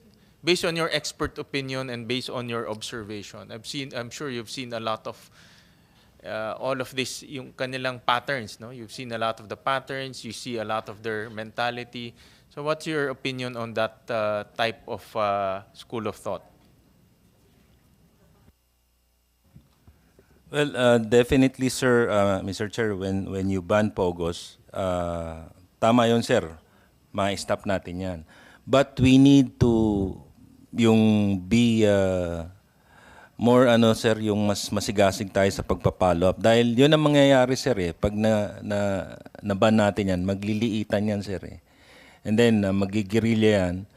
Yung ginagawa nila sa multinational, yun, sir, ang mangyayari. They just do scamming activities in houses. So, yun lang, sir, ang magiging problema natin. But, ang solusyon naman na ino-offer namin dyan, sir, we can do it on a local level na, sir, eh. If, let's say, the mayor or the governor or the city mayor will be aggressive, sir, in running after this, yung mga colorum na pogo hubs na ito, yung mga maliliit na to, sir, mas madali na, eh. Compared, sir, dito sa malalaki, sir, it's hard. I mean, sir, we already told you our stories on how hard for us to even apply for search warrant, even to get help from other law enforcement agencies. Medyo hirap po kami because of the connections, because of the network, because of yung resources na ginagamit, sir, ng mga management ng Pogo Hubs na yan laban sa mga gustong manghuli sa kanila. Unlike, sir, kung maliliit, sir, I think yung local, sir, kaya na eh. Halimbawa, sir, in other cities like Valenzuela and Bulacan, they already banned Pogo Hubs there, sir, operation of Pogo Hubs. So it would be easier, sir. Kasi pag sa local, sir, you can check on do you have the proper mayor's permit o kaya do you have the necessary fire code compliance in that area, sir. Tapos it will be very easy kasi, sir. Halimbawa kung sa bahay yan, sir, yung bahay lang na yun, sir, ang bukas ang ilaw sa gabi. So ang daling makita na nun, sir, eh. So it would be easier, sir. Comparing dun sa parang fortress, sir, na gigibain natin, sir, yung gate o akyatin mo pa yung gate para makita mo yung operation, which is what they're doing in this mga Pogo Hubs na malalaki. But kung nasa subdivision sila, sir, even the homeowners association, sir, kaya na pong pasukin yun. So mas madali, sir, kung ano. Pero banning, sir, pwede pong mangyari yun. Hindi po magiging problema, sir, yung madidilute sila. Yusek, nakita ko kasi, no, in our times when we inspected the facilities, I saw some of the workers there. They transfer from one company to the other, no? From one Pogo Hub to the other. In fact, they start off as legitimate or legal, and then they end up working in illegal. No? I saw some paperworks regarding that. Mga IDs na nare-recover, yung mga working permits na nare-recover. So, in other words, nag-umpisa sila legal, but they end up in illegal. And they transfer, they move around. No? That's what we, at least that's what I saw, no? In those briefings and the inspections that we made. Is that the same pattern that you've seen in the past raids that you conducted? Opo, sir. Now they're doing it in groups. Dati, isa-isa lang, sir, eh. Now, ang nakikita mo namin is, pag mainit dito, sa isang Pogo Hub na ito, they'll just, a group of 10 or 20 persons, lilipat lang yan sa isang Pogo Hub. So, yung mga team leaders nila, now they are, kasi, sir, when you are obliged to reach a certain quota, let's say 5 million to 8 million, yung isang group of 20 or group of 10. Diba, inobliga ka, sir, na you need to reach 8 o 10 million quota every week. Ngayon, sir, the same group, sir, paglilipat yan, sir, isang grupo na yan. So, palipat-lipat lang sila, sir. Sa mga Pogo, sir, dito sa Metro Manila and even in Pogos in Region 3 and Region 4, sir. Palipat-lipat. Even, sir, yung mga nare-rescue namin sa Myanmar, yung mga nare-rescue namin doon, sir. Dito, sir, sa Pilipinas, yung mga Pilipino doon, ngayon, supervisor sila rito. And they're handling groups na already. In other words, ang nakikita ko kasi yung mga again, based on your observation, nagiging daan nitong mga legal pogo hubs para makapasok sila. And then they eventually transfer. And now narinig ko sa inyo that they operate now in teams. I guess meron silang they organize themselves and they move around. Is that what you also observe? Is that these legal pogo hubs, because when they come here, they bring in thousands of people. So I'm not sure if they can monitor all of the movement of those thousands of people, especially if they don't perform. No? So, and that's what I see when I inspect yung mga IDs. Nakita natin yan, the IDs of different pogo hubs. So based on your observation, is that the phenomena? Is that a pattern that you are seeing, that these legal pogo hubs become the door that opens, and then once they're in, nandito na sa Pilipinas, it's easy to move around? No? Yung mga legal pogo hubs, sir, frankly speaking, sir, dyan din po tayo nakakakuha, sir, ng mga scammers. Most of the pogo hubs na ni-raid namin, sir, may mga license yung iba . And yet, they're doing scamming activities inside those pogo hubs. And yung sir, yun nga, sir, palipat-lipat lang sila. Sa tingin ko, sir, hindi na nila tinitignan whether that's a legal pogo hub or illegal pogo hub.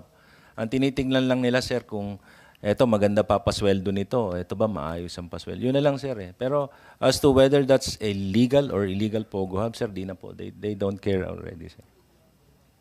Thank you for that, for sharing with us your thoughts on that, Yusek.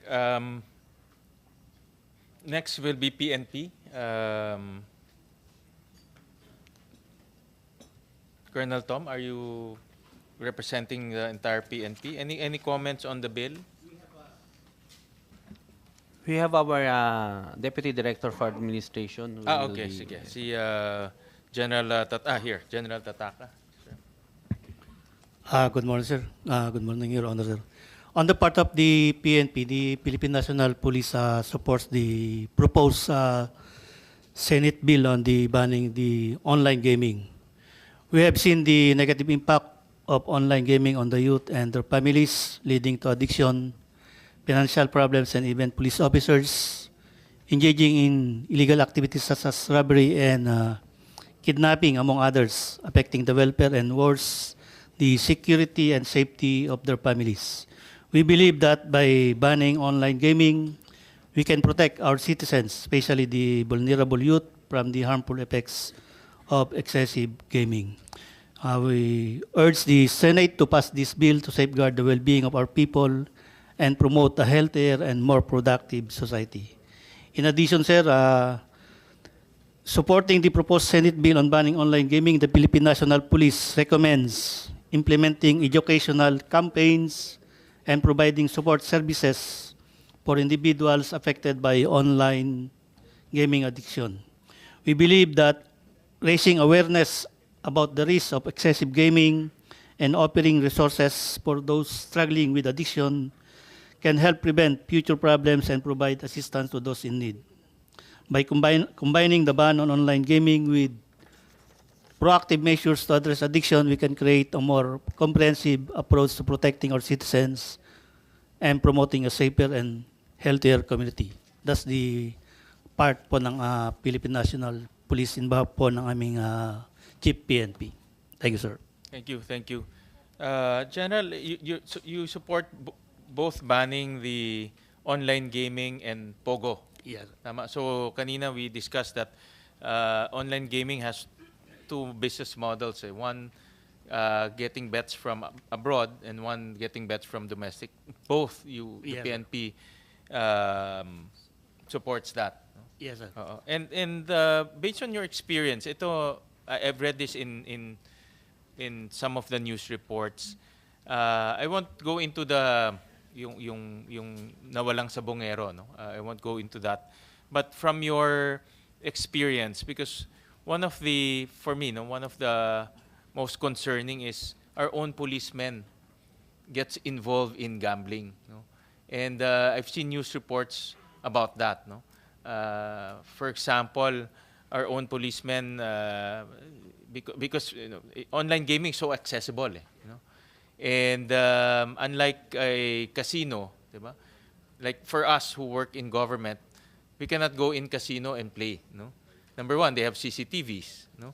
Number two, we'll be noticed, or people will notice us or will see us. So it's very difficult for us to play inside casinos. But with online games, it's very easy and accessible, no? Again, that's the beauty of internet, but also the downside of internet. But in your experience, Baho, do we have, during the heydays of Isabong, did you encounter any problems with our policemen getting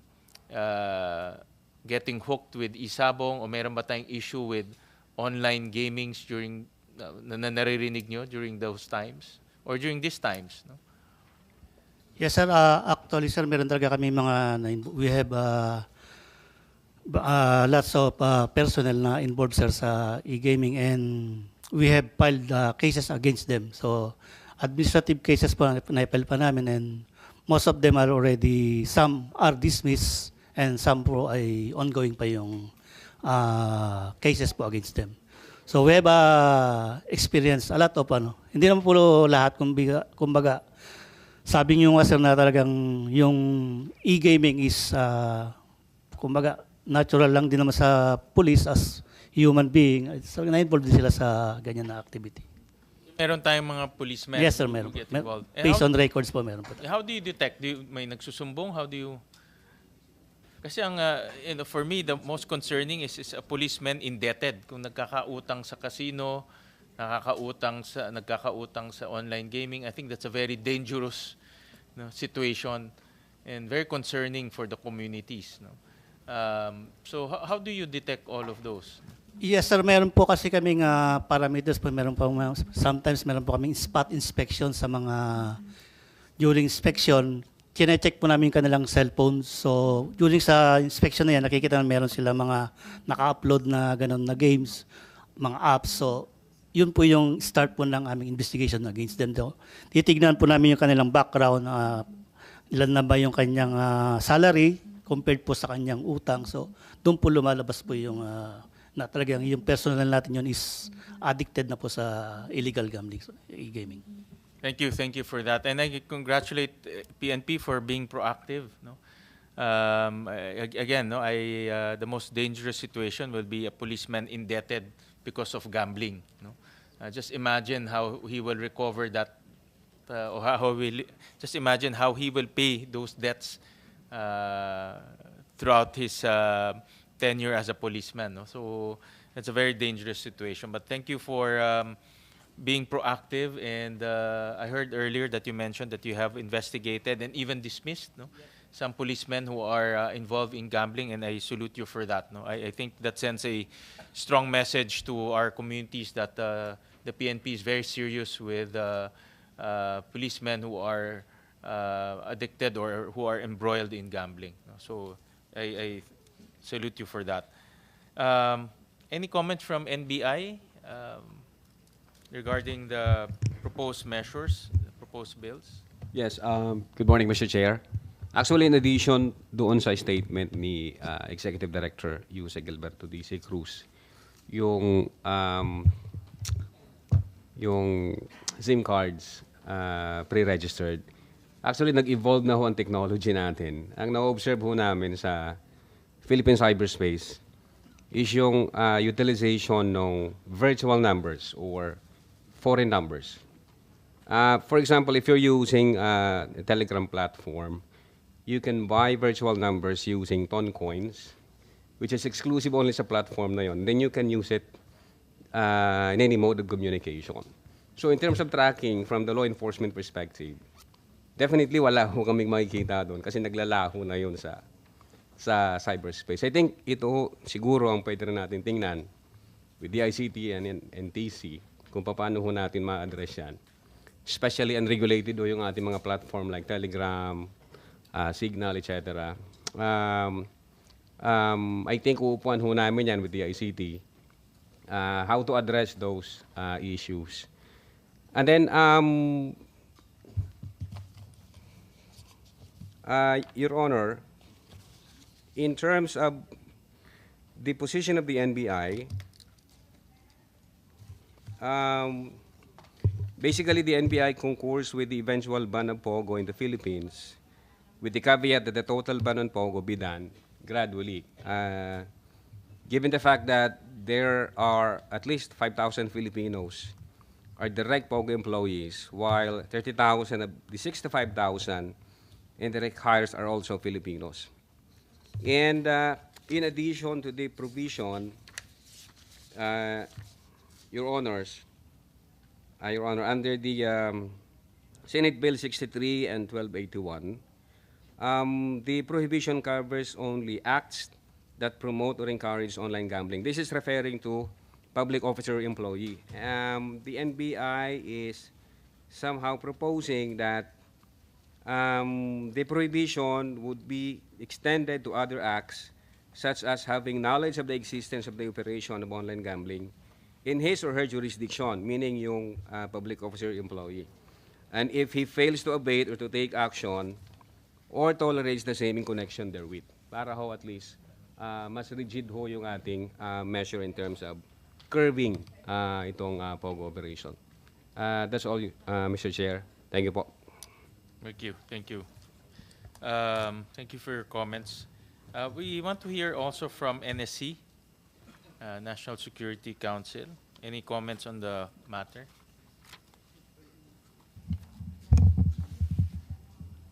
Thank you, Mr. Chair. The NSC also supports the three bills, Senate bills in consideration today pertaining to online gambling and on offshore gambling activities. We have seen, sir, as presented by the chair in his initial presentation, we have seen the extent of criminal activities being conducted in some of the IGLs and POGO facilities, particularly human trafficking, cyber fraud, prostitution, etc., which to us has become a very serious national concern that are now being addressed by the appropriate law enforcement agencies. We have the PAOK and CIDG, PNP, and also by the appropriate regulatory agencies such as PAGCOR. But the NSC, for its part, continues to work closely with the appropriate agencies so that we could come up with a good understanding of its implications to national security. At this point in time, we are seeing this as a serious national concern, but we are getting there. We are now in consultation with the appropriate agencies like the National Intelligence Board in conducting this assessment. So again, sir, we support the passage of legislative measures that would outlaw and criminalize illegal POGO operations and thereby totally ban such POGOs and IGLs in the country. That would be all, Mr. Chair. Thank you. Thank you. Thank you for that statement. And by far, I think that's the strongest statement I've heard from the NSC, that to completely ban POGOs eventually in our country. You mentioned that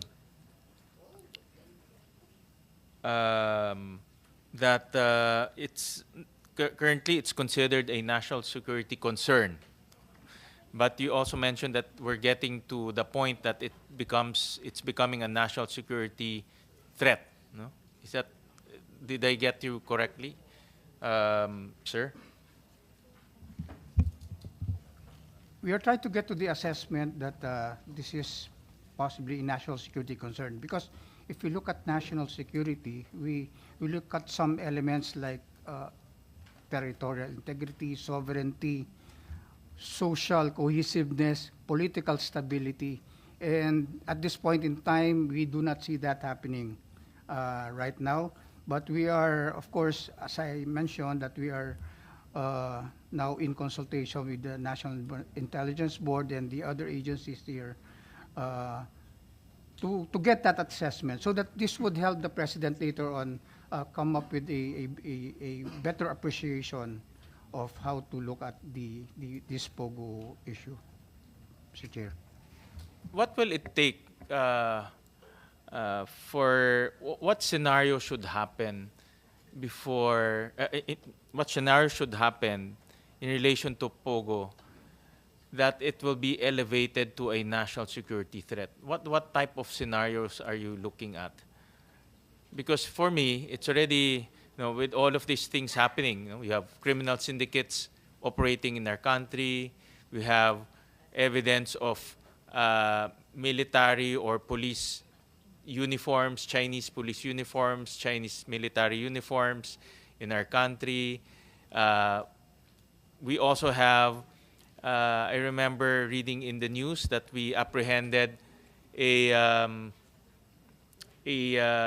hacking expert who was also connected to POGOs. He actually disclosed himself that he was once upon a time connected to POGOs. And they discovered sophisticated equipment and also ammunition and firearms in his condominium, I believe. For me, it's already all the fingerprints of a national security threat is already there. Especially the hacking expert that we discovered. In my mind, what are we still waiting for to declare it as a national security threat? All the red flags are already there, and all of those are pointing to POGOs as the origin of those circumstances. So, kaya in my mind, ano ba inaantay natin? What are we still waiting for to elevate it into a national security threat? Yes, Mr. Chair. Right now, the issue is handled pretty well, or we are satisfied with how this is being handled by the law enforcement and regulatory agencies. But I am taking from the statement of the National Security Advisor when he mentioned that the response to this does not yet have to include the drastic responses, for example, involving the AFP in addressing national security threats like the CPP-NPA and even terrorist threats. This is where I'm coming from the statement already given by the NSA on this regard, sir. Okay, I understand that. My point of the matter is we are already seeing red flags. In my opinion, we should not wait for the detonation of a bigger scenario. I think the red flags should be enough for us to declare it as a national security threat. Nevertheless, the statement of banning it is already, for me, is a strong statement from the NSC that I've yet to receive, and I appreciate that statement because definitely if you have this type of syndicates, we also the pictures operating in our country, that's already for me that's already a very concern for me and the community. That's very concerning. That these people go around freely. They can do whatever they want, and with a large amount of money coming from money laundering, that's adding fuel to, or that's adding more potential to what they can do. The stem of the position, Mr. Chair, is that similar to what have been shared by our economic agencies. If the social costs are greater than the economic benefits, then there is no reason for us to for POGOs and IGLs to proceed. Thank you for that. We also have some of our colleagues from the DOJ, in particular the IACAT. Thank you, Honorable Chair, and we also thank the Honorable Committee for inviting us in this committee hearing. And I speak, Your Honor, on behalf of the DOJ Interagency Council Against Trafficking, and we affirm and echo the statement as provided by the Honorable Chair in his opening statement as regards to the ramifications of these POGO operations, as well as we affirm the statement of our good USEC Cruz of PAOK. We commend PAOK as a partner of the IACAT in all its activities in raiding these illegal POGO operations. As to the operations of illegal POGOs, Your Honor, the IACAT will remain steadfast and committed in interdicting these illegal operations, as well as all the criminalities and criminal activities that goes along with these operations. And if I may comment further, Honorable Chair, there was a mention of transfer, quote unquote, of personnel from one POGO operations to another. We already consider this as an act of human trafficking.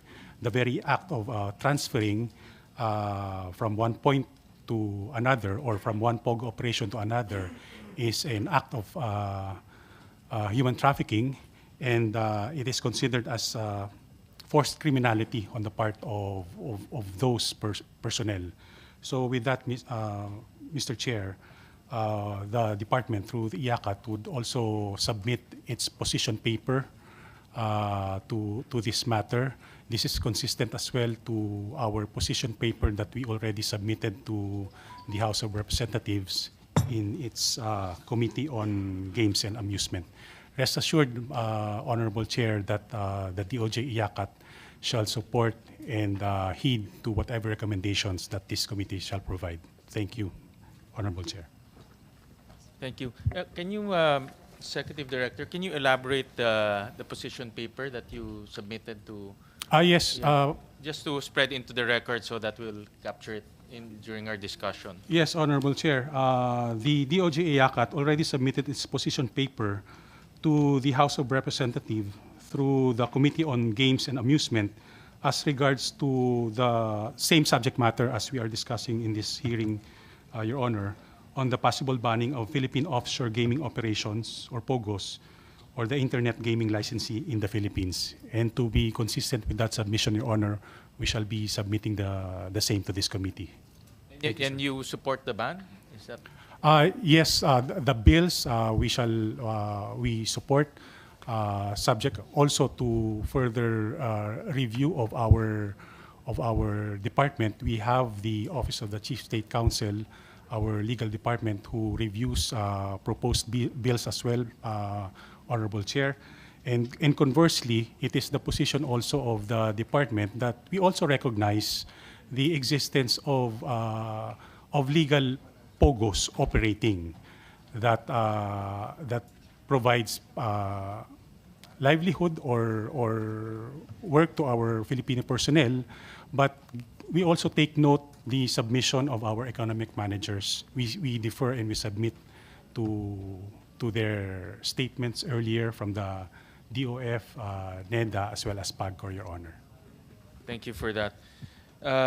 Since we talked about livelihood, we'll go to Dole, who's here, and I think that's also a concern of many. Where's Dole? Ayan, sir.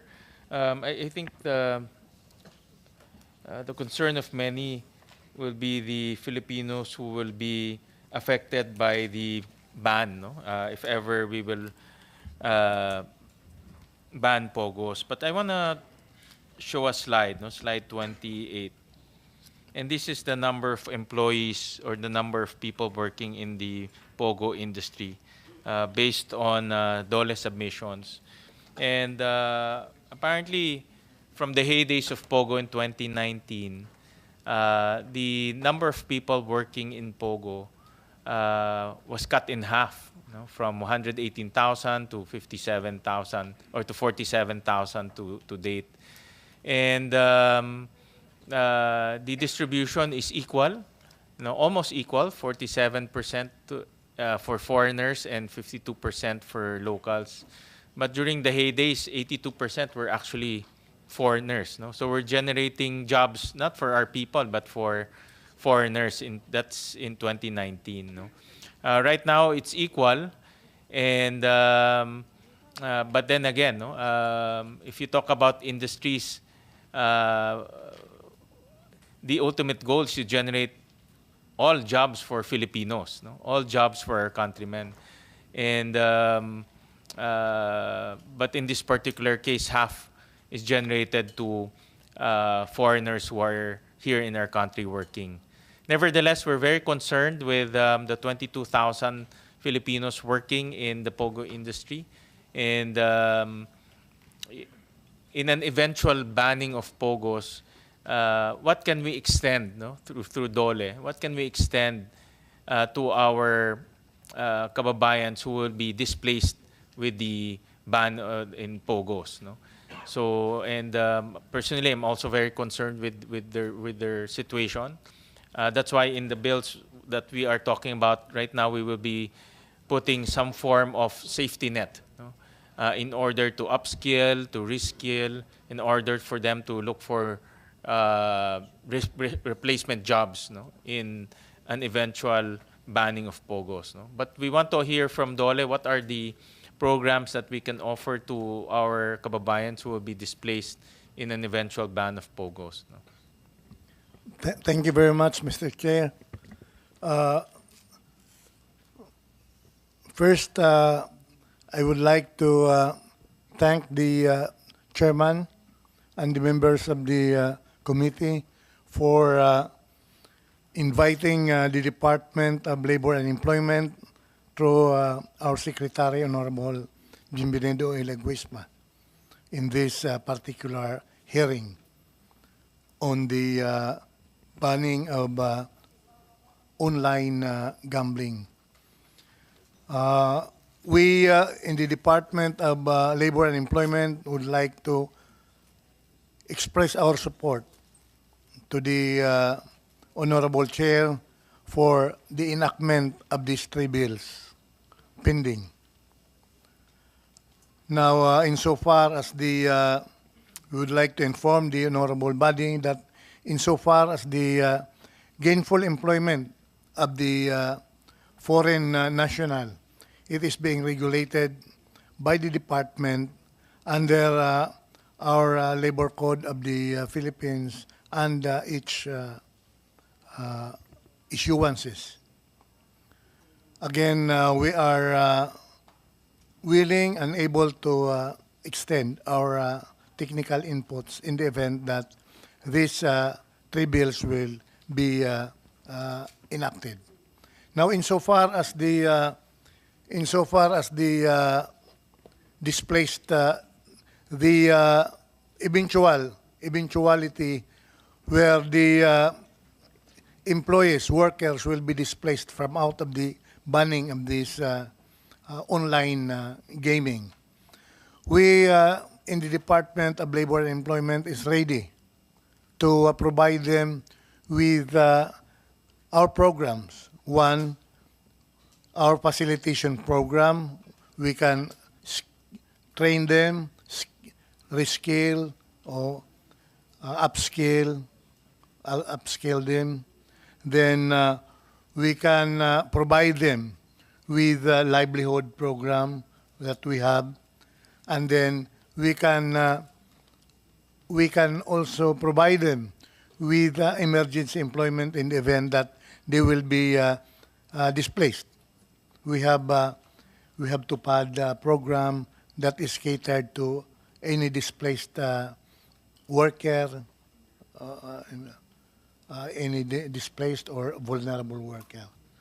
That's all, sir. And we have funds for that, USEC? Yes, Mr. Chair. Okay. We have funds for that, and that is actually intended for the displaced workers in the event that they will be considered as displaced. Do you have any skills mapping of these Filipinos working in Pogos? For example, what type of jobs are they into right now? What type of skills do they have, so that we can offer them upskilling and reskilling program, or we can transfer them to other similar industries? Do we have a skills profile or a job profile of this 22,000? We do not have a particular profile of their skills, but we can provide skills training, upscaling, and in the event that they will be displaced. Okay. Sir. And my staff just provided me for the TOPAD program. You have 28 billion pesos for 2024. So this is a fund that you can tap into in order for to address and to assist displaced workers. No? Yeah, but may I request from DOLE to come up with a skills mapping or a job mapping of this 22,000 Filipinos who are employed in Pogos? Yes, Mr. Chair. Actually, our regions, we have 16 regional offices. They are now undergoing the skills mapping on these Pogos that will be affected eventually by banning completely this gaming activity. They go to your. I'm sure. I'm sure Dole has a mechanism just to profile. No, for example, are we talking about drivers? Are we talking about helpers? Are we talking about IT people? I would assume that a lot of these Filipinos working in Pogos are IT inclined, or they have some form of IT background. So, some of them, Your Honor, but not all. Yep. Just submit to Yes, us a profile of the skills and the type of jobs that they are into right now in the Pogo companies that they are working in. We will do that, Mr. Chair. Thank you. Thank you for that. We also invited Bureau of Immigration, another Mr. Chair, Yes.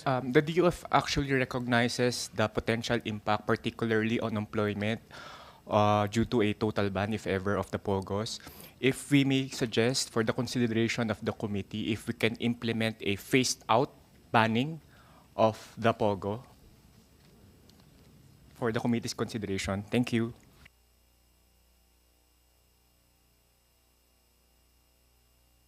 Thank you. Thank you for that. To Bureau of Immigration, Attorney Siriban.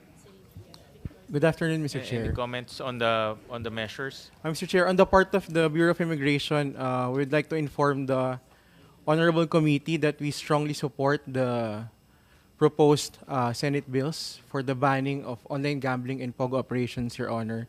The BI will be submitting in the next few days a position paper, Your Honor, regarding the matter. Also, in addition and in support to the statements of Yusek Gilberto Cruz of PAOK, we would just like to give a quick update on the deportation of foreign nationals arrested during the operation. So as of July 8, 2024, foreign nationals that were arrested in various raid operations in Las Piñas, Hongtay, Rivendell in Pasay, Smart 12 in Pasay, Sun Valley and Clark, in Banban, Tarlac, and Lucky South 99 in Porac, Pampanga. Out of the total 3,492 foreign nationals arrested, the BI has already deported 2,313, or roughly 70% already, Your Honor. So those foreign nationals already deported are effectively already in the blacklist, so they can no longer return to the country in case of any attempt to re-enter the Philippines, Your Honor. Exclusion orders will be issued by the Bureau of Immigration to bring them back to their home country, Mr. Chair. That will be all, Your Honor. Attorney, how much, you mentioned that you've already deported 2,300 plus individuals. How much is the cost of deportation, and who bears the cost of deportation? Actually, Your Honor, the the foreign national, or in this case, Your Honor, with the help of the PAAC, Your Honor, they are the only cost in deportation is the airline ticket, Your Honor.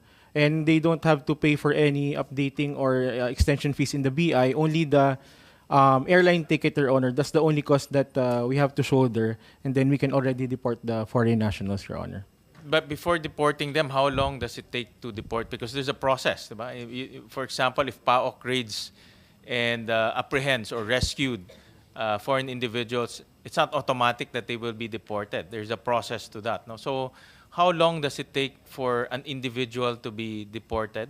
And in the meantime that they're in the country, obviously we have to feed them, we have to attend to their medical needs. Who pays for those costs? Is it BI also, or which agency bears those costs? Your Honor, actually, it has been a challenge on the part of PAOK, Your Honor, because the legal custody of the foreign nationals arrested are with the BI. However, the physical custody are with PAOK. So they are the ones who, shoulder the food and other expenses, Your Honor. So on the part of the BI, from the time that they were referred to us, from the time of the arrest, it takes around a month or two, Your Honor, to prepare the necessary charge sheet and the deportation orders, Your Honor. So the only challenge of BI is sometimes the foreign nationals don't present their valid passports, which is a requirement in the eventual deportation. So we coordinate with the embassy, Your Honor, for the issuance of emergency travel documents, and with the help of PAOK, Your Honor, we procure airline tickets so that we can already deport them, Your Honor. So as of July 8, Your Honor, 70% has already been deported, Your Honor. How much is that? Do you have a figure for that? That 70%. How much did the government spend for the deportation? Well, Your Honor, with the airline ticket, usually it costs around one-way ticket to, for example, Your Honor, mainland China, around 15 to 20,000 pesos, Your Honor. So multiply it with the 2,313, Your Honor, that would be basically. And that doesn't include the 2 months stay. Diba? Yes, Your Honor, 1 to that does 2 not months. yet include the necessary food provisions and the lodging, Your Honor. So it really costs the government already. So my staff just told me that to deport that 2,300, 46 million. it's about 46 million pesos. Yes, Your Honor, around 46 million only for the airline ticket, but in addition to the food supplies and other lodging necessary, so it will be added more, Your Honor. So it really costs the government to for them to stay here in the Philippines. All right. Thank you. Thank you for that. Thank you, Mr. Chair.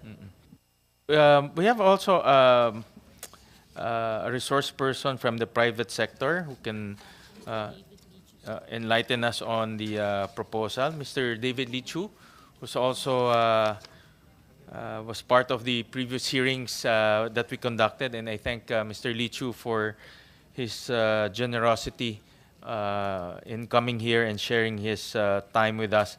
So, any comments, Mr. Lee Chu? I've read your report, and in the news you also made some comments on the overall property sector and the ban in POGOs.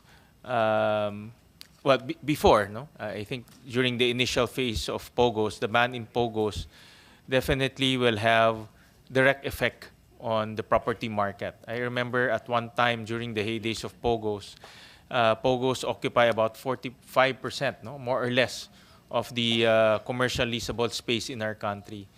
But we also saw a different trend after the pandemic. They were building their own facilities already. No? As case in point will be in Porac and in Bamban.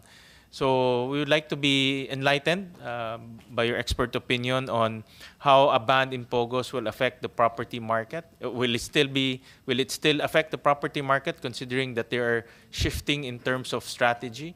And any thoughts on the proposals to ban POGOs and also online gaming? No? Well, thank you very much for having me over, Senator Gatchalian, and good afternoon to everyone. So, first of all, I'd like to say that it's lamentable that we have all these problems, all these social problems that is really causing us to totally ban this industry. I for one think that we are doing so at the expense of the ones that are complying with the law, because not all the pogos are defiant or in violation. But if it is the best for the country, then I suppose the only appeal is to be able to do that in a phased manner. Not so much for the property sector anymore, but mainly for the people who will lose their jobs. You mentioned drivers and maids. Well, those drivers and maids are paid 3 to 4 times what the local will pay, and for those people, they are becoming more prosperous than they were prior to the pogo sector. When I first went to Cagayan Export Processing Zone, where it was a hub for pogos many years ago, many of the locals there said that prior to the pogos' arrival there, they just fed off the sea. And so if the weather was bad, they starved. And because of the pogo, there was a level of economic activity that made them quite able to meet their needs. And I suppose if we look at what happened in Porac and what happened in Banban, very small communities where they became the largest economic driver in those areas. And the local community might have protected them until they were discovered, primarily because they were such a big economic contributor to those locations where there are very few investors. Again, it is unfortunate that we seem to attract a number of these mafia gangster-related operations, but I want to stress that not all of them are like that. At least the ones that we have dealt business and signed deals in Makati or Pasay comply with the very strict regulations of the government. I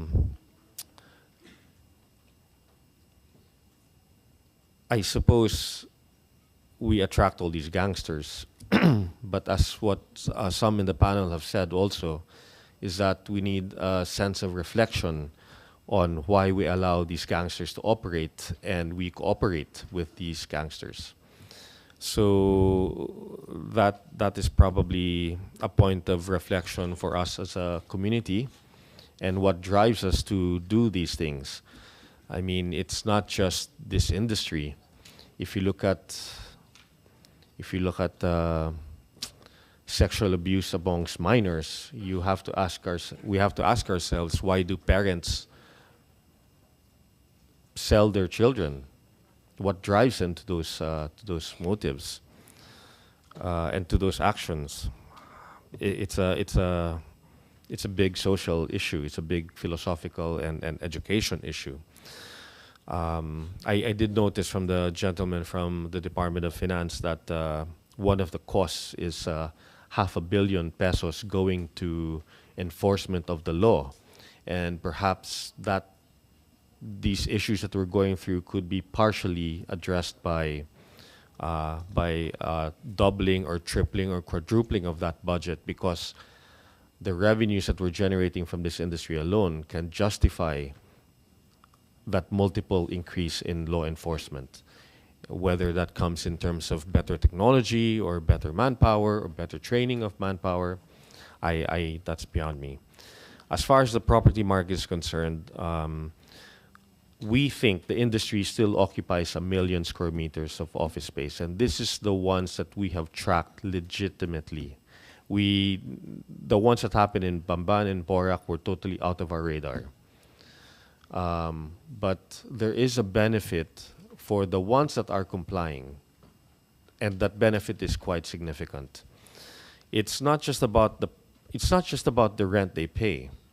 It's about the confidence that they instill in entrepreneurs to build to take risk and build more buildings. Building those buildings isn't just a matter of taking a loan. It's about building communities all throughout the country. That is one of the things that we are going to lose if we have a total and sudden ban of this market, because we're not just going to hurt the illegal operators, but we're also going to hurt the legitimate ones that are gainfully employing a lot of people. Yes, I do abhor the social ills that are attached to this industry, but that is primarily driven by people who shouldn't be here in the first place. And I think a big portion of that solution is about better enforcement that may or may not be solved by more funding. I don't know. I also would like to propose that the POGO sector, or the BPO segment of the POGO sector, isn't just about China. Australia, Japan, US, Canada are very big gambling markets, and we can benefit from that by trying to entice them to set operations here, and hopefully they will be more compliant than their Chinese counterparts. There is a very big market that we will forgo that will bring investment here, legitimate investment, if we just shut them down altogether. Lastly, I think the benefit of if we do proceed with banning the POGO sector and the online gaming sector, then a staggered process will make it easier for developers to find replacement tenants, because there's 18 million square meters of office space today all over the country. 18 million. The POGO sector only occupies 1 million square meters. At the height, it was probably 2 million square meters. At the most that they occupy is about 1 million square meters. Maybe the stragglers and the illegals and the big POGO hubs like Porac are fewer and far between. I don't think there are the majority of the cases. I defended the POGO sector quite vocally in the last 3 years, primarily because of the economic benefits that we could not lose, in my opinion, we could not afford to lose during the pandemic season and the process as we exited from the pandemic. Now, 4 years after, with less office space overhang, there's still 3 million square meters of office space vacant all over the Philippines. If we remove this altogether, that will add another million at a time when the property market is trying to recover from this crisis. Why is this so important? Because the Philippines is in a very, very enviable position as far as the office market is concerned all over the world. Today, the office market in the US, the office market in Canada, the office market in Western Europe, the office market in Australia are all being destroyed right now because of the effects of the pandemic, work from home, high interest rates, high inflation. They're being destroyed at the moment, and that's producing turbulence in the banking sector. The Philippines is one of the few countries where demand is still growing net positive. And we have to be quite thankful for that. And if we are going to shut down a large portion of this demand driver, then I would encourage that we do so in a processed manner and not just abruptly.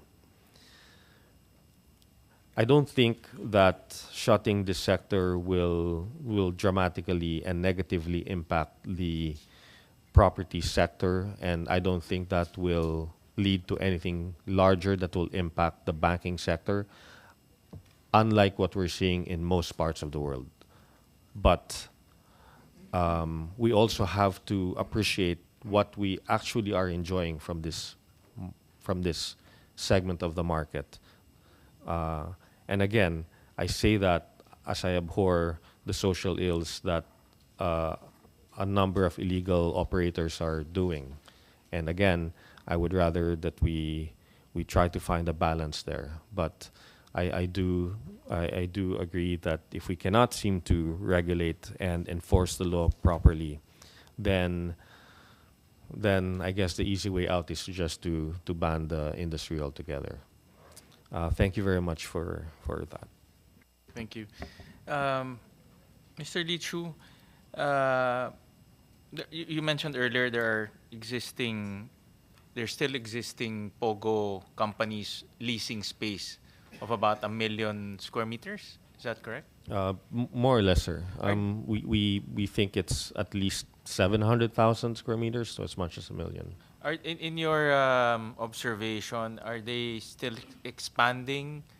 Meaning, are they still leasing spaces? Yes. Are they contracting? A number have contracted. Some are expanding. Very few are expanding. And so I think net the industry is still shrinking. Okay. And then the space that they left, this POGO companies or the overall industry is shrinking. So they free up space. What industries are taking up those spaces? Because of the contraction of the POGO sector, the rents have fallen quite dramatically in the Bay Area, as an example, in this area, in where we are. And that's allowed government agencies to upgrade their offices. So the Department of Foreign Affairs, the Department of Trade and Industry, the NBI have all just taken brand new leases recently at quite preferential rates because of the cheaper rents, and it's allowed them to upgrade their offices to much better facilities. The other thing is some of these spaces are taken up by the BPO sector. The BPO sector still is the largest demand driver for office space. Do you think that prices have already fallen to a much more reasonable and acceptable level? Because during the past, especially in 2019, complaints were, I'm sure you've heard this, but there are a lot of complaints that because of the rapid expansion of POGOs, they took up a lot of the office spaces as well as residential spaces at a premium, because they can offer much higher rates, both for residential and for commercial. And it eventually pushed out small businesses as well as even legitimate big size businesses or businesses that who have been there for a long time. So I was looking at some of the reports, including your reports, that lease rates have fallen because a lot of them have left or are not expanding, but fallen to a point that it's reasonable for corporations to take up the space, and also, like you said, government agencies to expand their offices. So my question is, has it reached the equilibrium or has it reached the reasonable level in terms of lease prices? I think that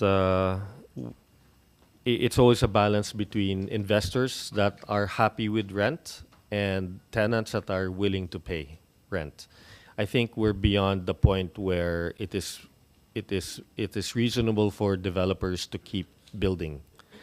So the rents fell because of two reasons. One is that the POGOs contracted dramatically during 2020 to today. But the second reason is the cheap money from all the QE that governments did all around the world brought interest rates to record lows, and that propelled developers of all kinds to develop office space, way too much office space for us to absorb. we predicted that to happen in 2016, but the POGO sector came in to sweep up all that vacant space. And so the process of this oversupply that we're going through right now actually was delayed by 4 years because of the POGO sector. So that's been a tremendous benefit, and that's why now that things are more stable, so we don't have 4 million, we now have only 3 million square meters of vacant office space. We're hoping that the demand from both the traditional businesses and the BPO sector will continue to absorb spaces. So rents should be a lot lower than they are today, but they are not because the developers continue to be resilient. If a crisis knocks down that resiliency, then you will see rents crash to the floor. But already, because of the low rents, it does not make it viable for developers to build more space. The confidence level of developers today is very low. That's why you see the pipeline of office and construction in general to drop in the next 5-7 years. So if we are trying to estimate the impact of this industry, we have to quantify and factor the amount of space that could have been built in many undeveloped areas but are not being built because of the low confidence levels of developers. And as a summary, that confidence level is because they are afraid about the demand, the uncertainty in demand, and second, the low rents because of the high vacancies. So these are the two things that we have to factor. Today, as rents are low, we probably have 3 to 5 years worth of vacant office space today. So it will take 3 to 5 years to achieve equilibrium in the office sector. Some districts faster than others. But what this will actually do is it will impair development of many places outside of Manila. And that's something that we can't quantify. Money that could have spilled over to the provinces are not going to happen. In case, I know that there's excess capacity right now. You mentioned about 3 million. In case, assuming we push through with the proposal to ban POGOs, and so the effect there is 1 million of space will now be freed up. Which industry can take up that 1 million plus 3 million? And I'm assuming that prices will further go down, obviously. No? Yes, sir.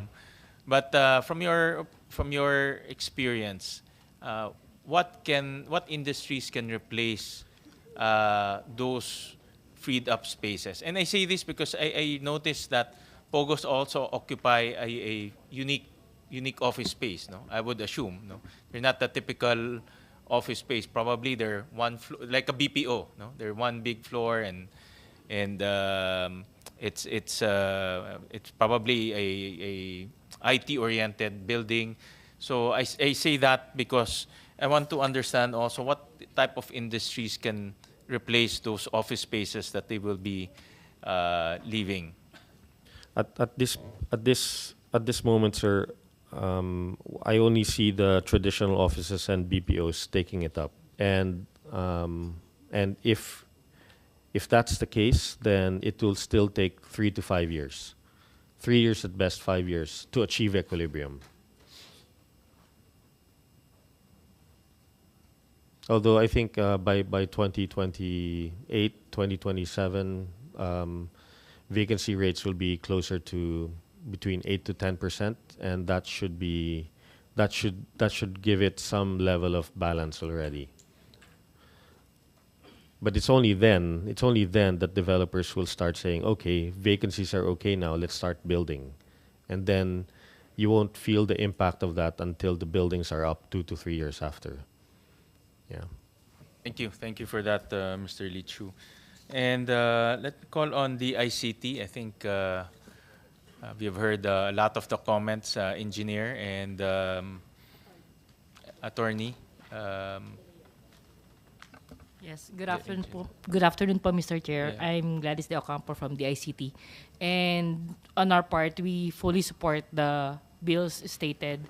And as the ICT po, to address yung concerns kanina, as the ICT, we can create the policies and the guidelines for which to support the banning of the POGOs. And the concern of USEC Cruz po, when it comes to registered SIMs na po yung mga fake identities. I do understand that NTC in practice currently with the SIM Registration Act, all the telcos are do implement this live selfie capture, facial liveliness check. So lahat po sila nagko-comply doon with it when it comes to SIM registration. I think there are several pa.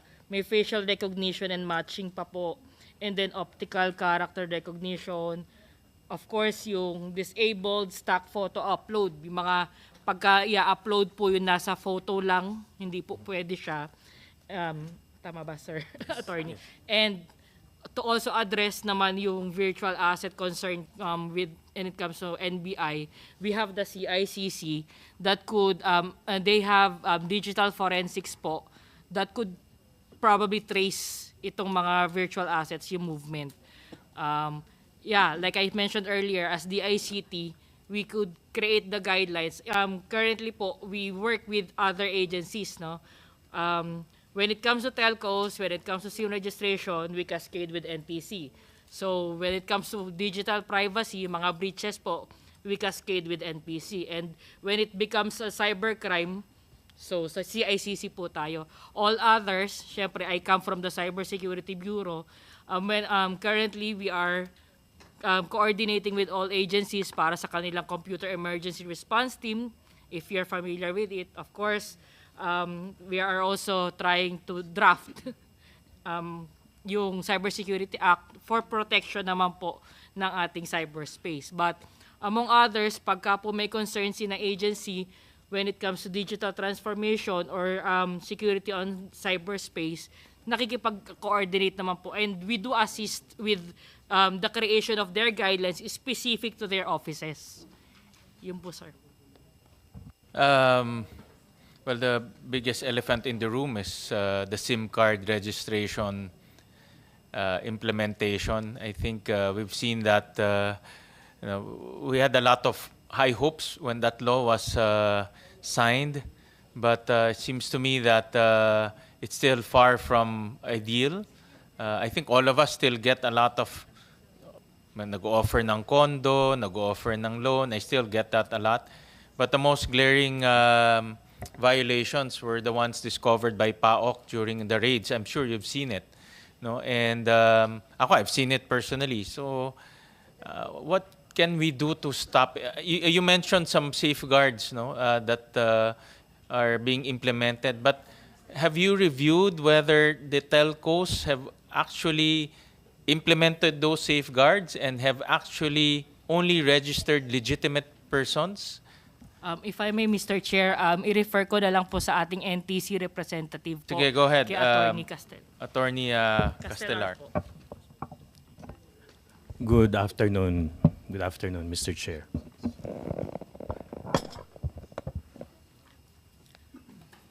Good afternoon, Mr. Chair. In 2023, NTC issued Memorandum Order 10-9-2023 and directed the telcos to adopt the latest technologies in their SIM registration platform. And after more than 6 months, NTC has been validating that these live selfie captures, facial liveliness, disabled stock photo upload, facial recognition and matching, and optical character recognition has been adopted by the telcos. But we've also noticed that, as reported by our regional offices, there are still instances where SIMs are being sold and irregular irregularly registered as assisted by the sellers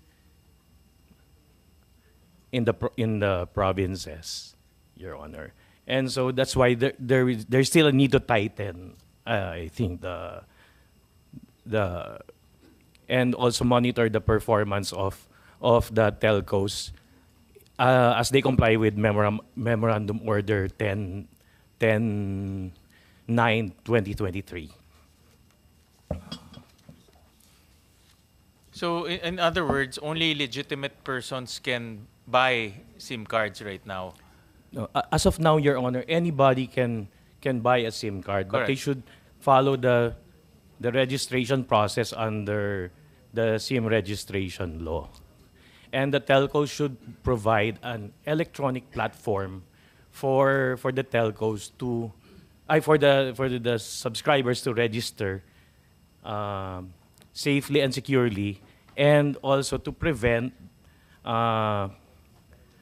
irregular registrations. Yeah, of correct. SIMs. Because the problem, I think we had a hearing on this one time and I remember yung mga unggoy, diba?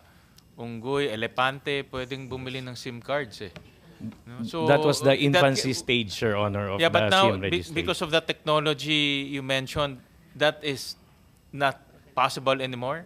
We have Only legitimate validated persons. We have validated that, Your Honor, in the NTC, and right now the stricter protocols are in place. Okay.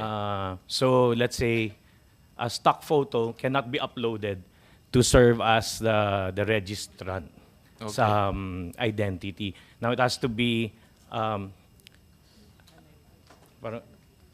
actual live face that's blinking, that's moving, and of course it will no longer accept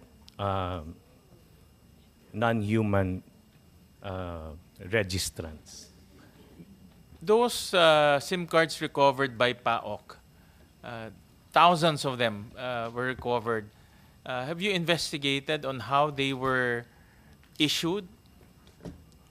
I think we should also learn from those experiences so that we can prevent. Because I'm trying to imagine, how can one person or several persons be issued thousands of SIM cards and get away with it? I mean, that should be a red flag already. No? Of course, the telcos will sell SIM cards to anyone, no? Because that's revenue.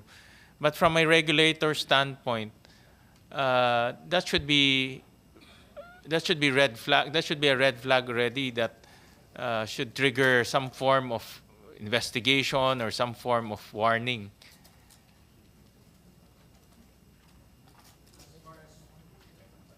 As we have observed, Your Honor, Mr. Chair, based on several meetings with the telcos and seeking their inputs on the findings of the PAOK and other agencies, we have determined that the so-called pre-registered SIMs are actually irregularly registered SIMs,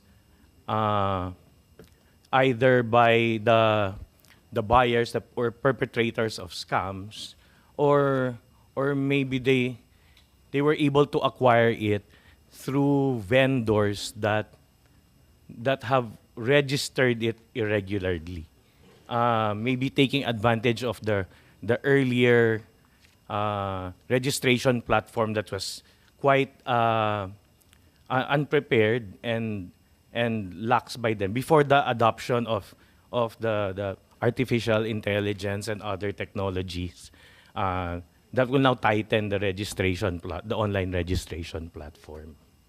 All right.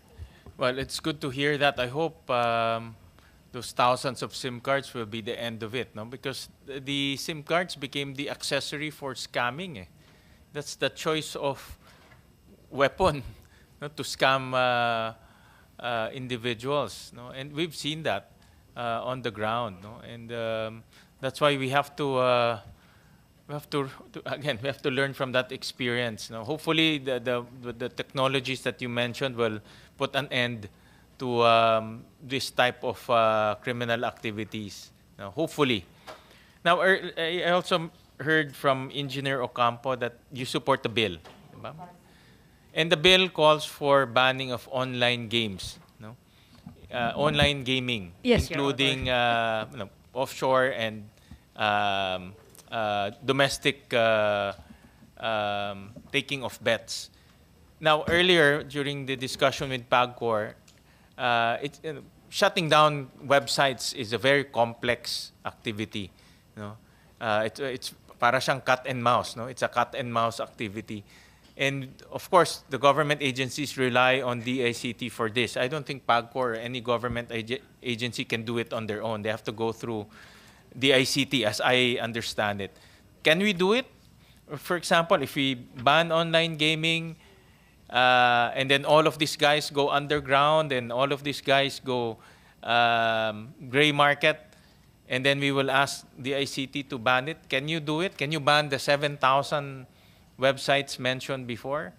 Or we might just end up with, all of them going underground, and we have a bigger problem of enforcement. So it's a possibility po, Your Honor. But then in practice po, NTC do ban websites, but this it requires a bit of trigger. Now, these bills, if banned po ang POGO, it will provide a legal reference or legal trigger for NTC to block these websites. In practice po, meron tayo from the OSAIC, SISAM Act. So, pagka po meron child pornography, i-request po or ikakascade kay isisend kay DICT for blocking dahil po merong na-prove na crime na nagawa si website. So, ikakascade po namin kay NTC. So, si NTC po mag-issue ng memorandum kay ISP to block this website. So, we have also yung anti-voyeurism, and then yun po. So that's the process that we do in lack thereof ng mandate ni DICT na mag-block directly. So with this bill, if we are actually banning this website, pwede po natin yung i-request through NTC na sila po ang nagre-regulate. In practice naman po ito, sinusuportahan po yung ibang mga acts na existing natin. Fast, what is the process and how fast to block websites? For example, first of all, what is the trigger? Who triggers the blocking of website? Is it PAGCOR? Is it the PNP? Who gives the instruction to block all of these websites? Your Honor, we usually receive an endorsement from either the CICC, PAGCOR, the Games and Amusement Board, and mostly the Philippine National Police Anti-Cybercrime Group. That's enough already. Once you receive that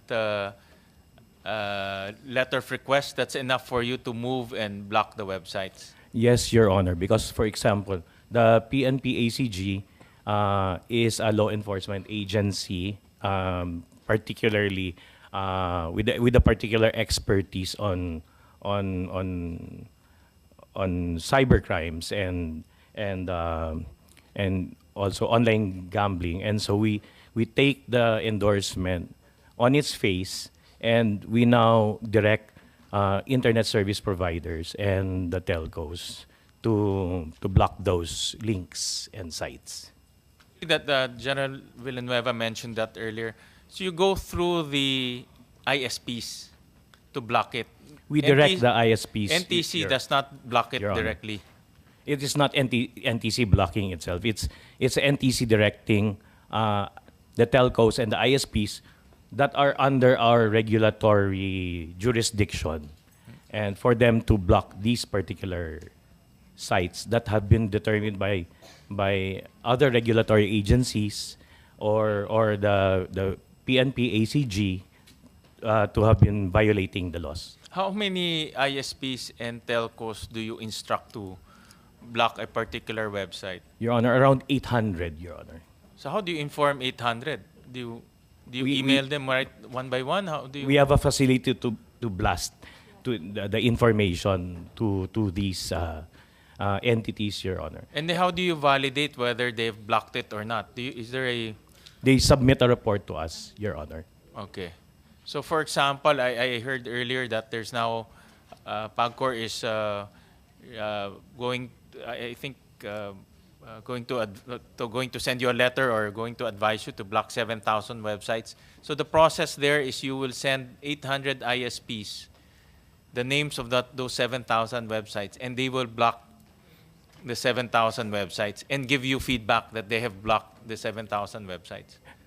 Yes, Mr. Chair. PAGCOR has actually been coordinating with NTC on these matters.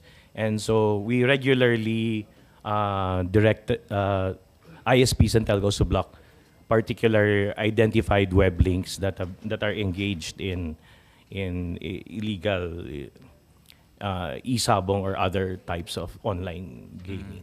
Okay. Is there any penalty, for example, if the ISP will not block? For example, one ISP is in connivance with an internet website or an e-gambling website.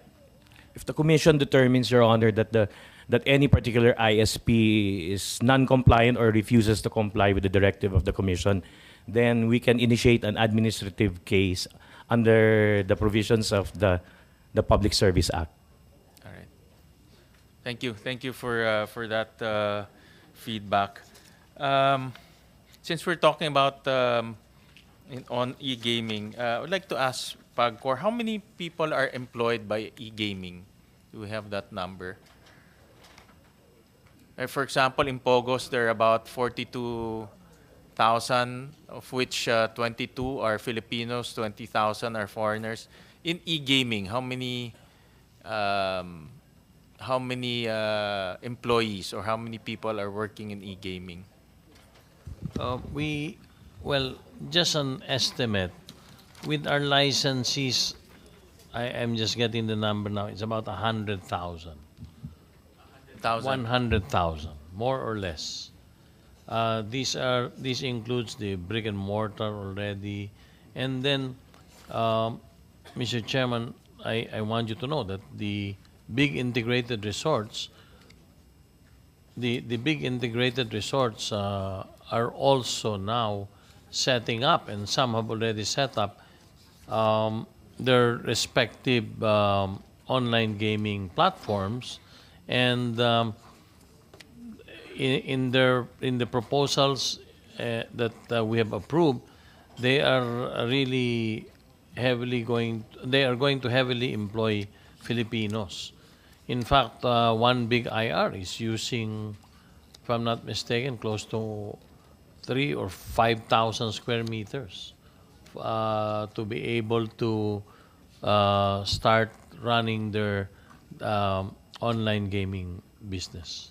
So aside from the brick and mortar and our licenses, I want to emphasize, Mr. Chairman, that the land-based casinos are already not only preparing, but they're starting already their own online gaming businesses. As maybe you have read, major land-based casinos all over the world have already started setting up their online gaming businesses. And recently, I had read a report on online gaming. There are about 10 big countries that have opened up their jurisdictions for online gaming. To cite a few, you have Mexico, Italy, of course, US and Canada, Germany, Brazil. So in line, if I may just say this, in line with what Mr. Lee Chu had said earlier, part of the, balik lang po tayo sa Pogo, segue lang po sa Pogo, Mr. Chairman. I had mentioned this in the last hearing. In my administration, we have created the SBPO for the different online gaming companies worldwide. And so far, Mr. Chairman, we have already licensed 10. And we still have many applicants. And maybe I just want to echo what Mr. Licho had said earlier. This is a very big opportunity for us. Unfortunately, the illegals are really lording in sense of creating all this sensational news. I totally understand the criminal activities that they are doing. Definitely, even PAGCOR condemns all. But all I'm saying is that there is a big segment now, and I don't think in the numbers of DOLE that were presented earlier, that is included already. And in our database, is close to another 10,000. Employed po, Mr. Chairman, dito sa special BPO na tinatawag ng PAGCOR. And they are servicing clients in the different jurisdictions all over the world. And they are basically the customer service agents. So, for example, a big company in Mexico will contact a BPO in Manila. And that BPO will set up their division to cater to the customer service needs of that online gaming or even land-based gaming company in another country. Just like the basic principle of a BPO, if I'm not mistaken, where we service the customer or the backroom operations and the customer service needs of foreign companies that are not in the Philippines.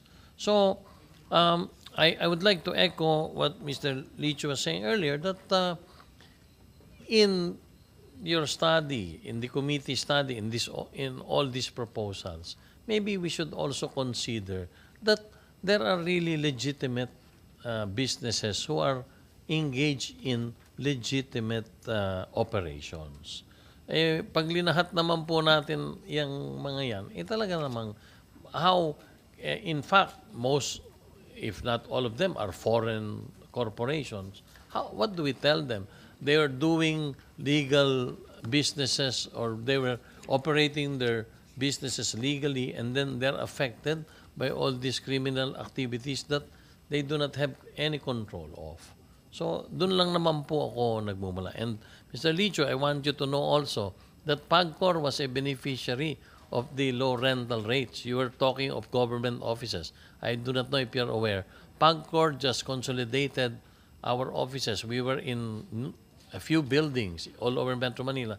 We are now in the Bay Area and took advantage of the low rates. So we are now, for the first time, after 41 years, PAGCOR is all together in one building, and we are in the Bay Area. So kami din po ay one of those who, in the question of the chairman, who can occupy? We are one of those government offices that occupied one entire building in the Bay Area. And the rates, Mr. Chairman, were very, very reasonable already. So nakinabang po kami doon sa vacancy na sinasabi ni Mr. Licho. So yun lang po. The SBPO, we created this because there were clamors, and also, Mr. Chairman, we made it very easy for all those who wanted to have this SBPO licenses. We got a ruling from the Office of the Solicitor General, hindi na po kailangan ng mga lono-lono para lang to encourage these BPOs to bring their clients in Manila. As Mr. Licho had mentioned, and I have a report, all over the world, binubuksan na po ang online gaming. Maliwanag po yan. And we will benefit from it because they will be needing customer service agents. When you place a bet, the customer will normally check on what is his balance, what his winnings, his losses, and most probably, as Mr. Licho, a real estate guru in the Philippines, said, we will definitely benefit from it. So, in your study, in the study that the different or this committee or different committees are undertaking, I would like also for these different committees to consider this aspect of the BPO. Kasi earlier, I also heard you asking if the other BPOs can also take up that 3 million square meters of vacant space right now. I would just like to emphasize, Mr. Chairman, that PAGCOR has this new SBPO license that we have issued. We started this during my time, 2023 po, nung inumpisa namin. And we have been successful, and we have 10 companies now registered, Mr. Chairman. And we have now calls and from people who are or companies who are interested about this special BPO license that PAGCOR has started to give out. Thank you. And the SBPO caters to gaming companies. Yes, Mr. Chairman, gaming companies who are abroad. We can give you a list of these companies. In fact, I just do not know. There are known BPO companies in Manila. So, what happens is they service the needs of the gaming companies outside the Philippines. Balik lang ko, Chairman, dun sa employees. No? You said in the e-gaming, and you said there are 100,000 employees being employed right now? It is being confirmed by Attorney Luglug, the head of the electronic gaming. There are about 100,000. How many are Filipinos? How many are foreigners? Oh, most of them are Filipinos. How many percent? 90% are Filipinos. Okay. Yun po ay gusto natin liwanag. Dito po kasi hindi kailangan ng foreign speaking masyado. So 90% po ay Filipinos. So the ratio is 9 out of 10 are Filipinos. How about in this SBPO? All Filipinos po. All Filipinos. Because they're considered, Mr. Chairman, as a BPO. So para po, so siguro there are a few supervisors, but generally speaking, more 90% at the very least are Filipinos also.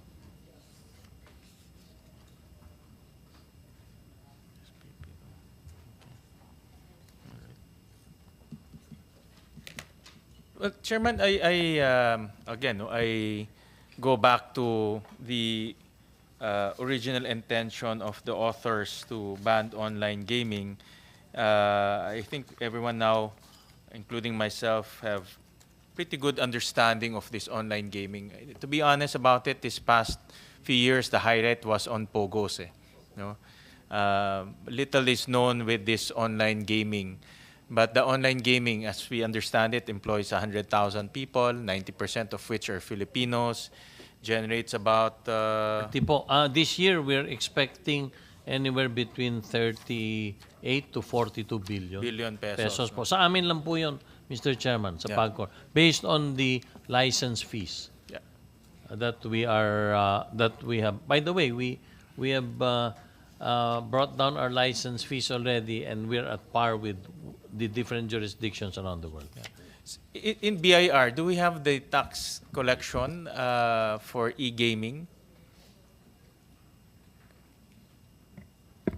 Mr. Chair, we're currently extracting the data for e-gaming in general. Unfortunately, as compared to Pogos, it isn't as regularly monitored. But we will produce that and we'll submit to the committee. Just submit it to us, no? As soon as you have the data and also the list of corporations or the entities, not the list of corporations, but the entities. Just submit to us the total collection from e-gaming entities. Will do pa. All right, thank you. Actually, Mr. Chairman, the intention really is to curb social ills by online gaming. Particularly, we had malaki kasi yung phobia na nangyari sa e-sabong. I think e-sabong really created a lot of negative perceptions on e-gaming, no? Especially when that 40 Sabongeros disappeared, and then yun na nga mentioned by General nagtataka that some of our men in uniform, including probably government employees, are gambling through online gaming. That's why ako personally, any talk of reviving Isabong, I will be against it, no? Because I've seen the damage that it has done to our society. I've seen it, no? High school students in our community betting on Isabong during the pandemic. Kasi admittedly, during the pandemic, everyone was hooked online, eh, no? So I've seen that personally, and I will really be against any talk of reviving Isabong. Now, we still have a lot of things to do in terms of regulation, no, on online gaming. And I'll show a video. Kasi I saw in your guidelines that, tama po ba, Chairman, only 21 years old can bet? Yung pong KYC is dapat 21 years old. KYC is 21 years old? Yes. And then no government employee? Well, yung pong no government employee is for land-based casinos, and I suppose it's for everywhere, no? But wala pong specific rule doon sa online gaming. And that is the problem, no? Because nga... bawal din po pala, sorry. Maski po, I'm sorry. I saw in the guidelines, bawal. I'm sorry. 21 years old, no government employee, and dapat po lumusot doon sa KYC. Oo. I asked my staff to open an account in one of the e-gaming, just to test the age, and also ito government employee to, no, and even the name, no. So we tested it. Yan, ito, paki-play lang. No? So medyo mabilis lang. Can we slow it down? Yan. Ulitin na lang natin. Can we let's repeat it. Just to open an account lang, no? To test whether the safeguards are present. Okay, go ahead.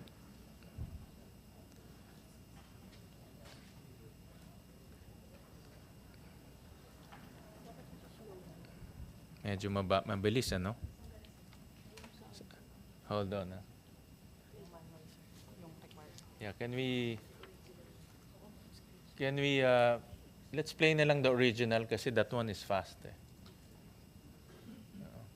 So anyways, before my staff's preparing, we wanted to test whether only 21 years old can bet, only non-government employees can register, and legitimate persons, no? Obviously, if you can hide your identity, that's also another problem, no? So we'll show the video later on, but before that, I'll go to DOF first, no, while my staff is preparing the data. To the DOF, I know that DOF is very strict with revenue collection, ASEC Carlo. If we ban Pogo, I'll go back to Pogos, no? If we ban Pogos, there will be a 10 billion peso dent on our recovery of revenues, or in the collection of revenues. How will that affect our fiscal situation and the overall collection of revenues?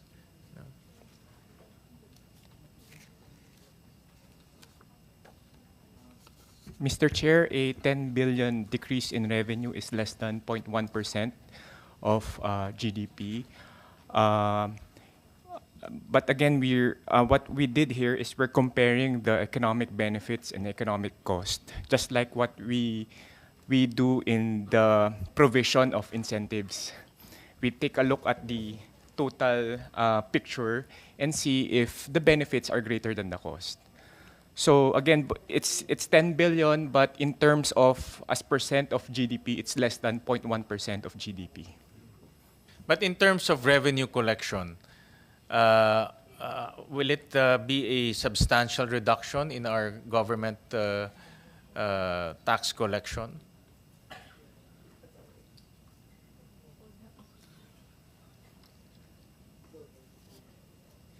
I'll show a slide, no, slide 16.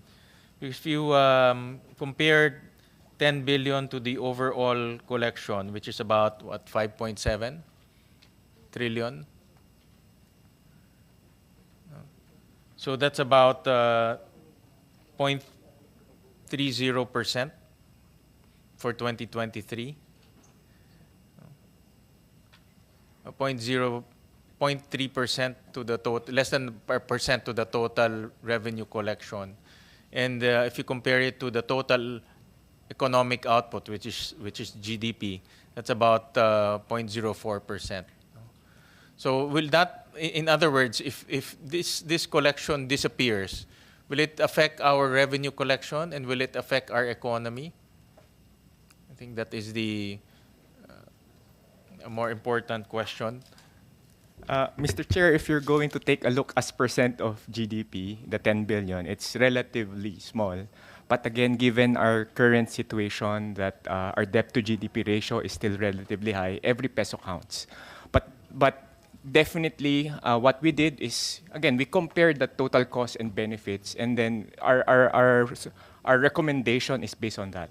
So we're willing to forego the revenues as long as the benefits in the short or medium term will be higher than the potential cost of continuous operation of POGOs. Thank you for that. So in other words, looking at the much bigger picture, it's generating negative effects using the cost-benefit analysis. Mr. Chair, I would like to note again that our position is restricted to POGOs only. Yes, yes. We're for now. We don't have a position yet if the recommendation or the proposal is the ban of the whole online gambling activity. Definitely, if you take a look at the revenues of PAGCOR, online gaming is around 30% of their revenues compared to POGOs is only around 3% or 4%. So we have to take a look as well with the BIR on how much taxes we collect for the whole online gaming industry. All right. Thank you. And also, Mr. Chair, we're also continuously updating our cost-benefit analysis for POGOs. Okay. Thank you for that. Are we okay with the video?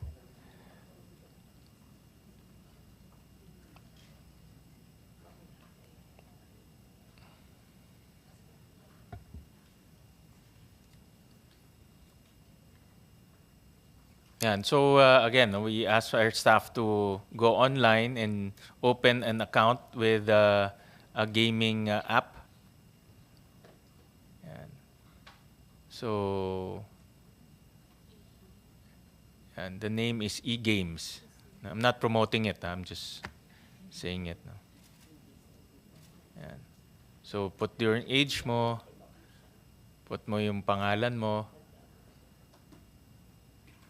And obviously, this is a fake name.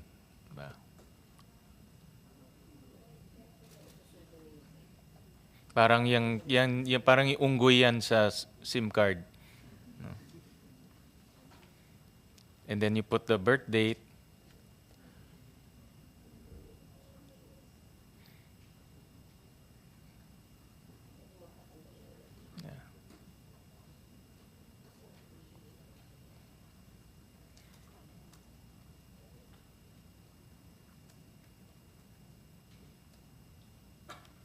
And you put the address, and then my OTP to validate if you're a real person or someone who has the cell phone.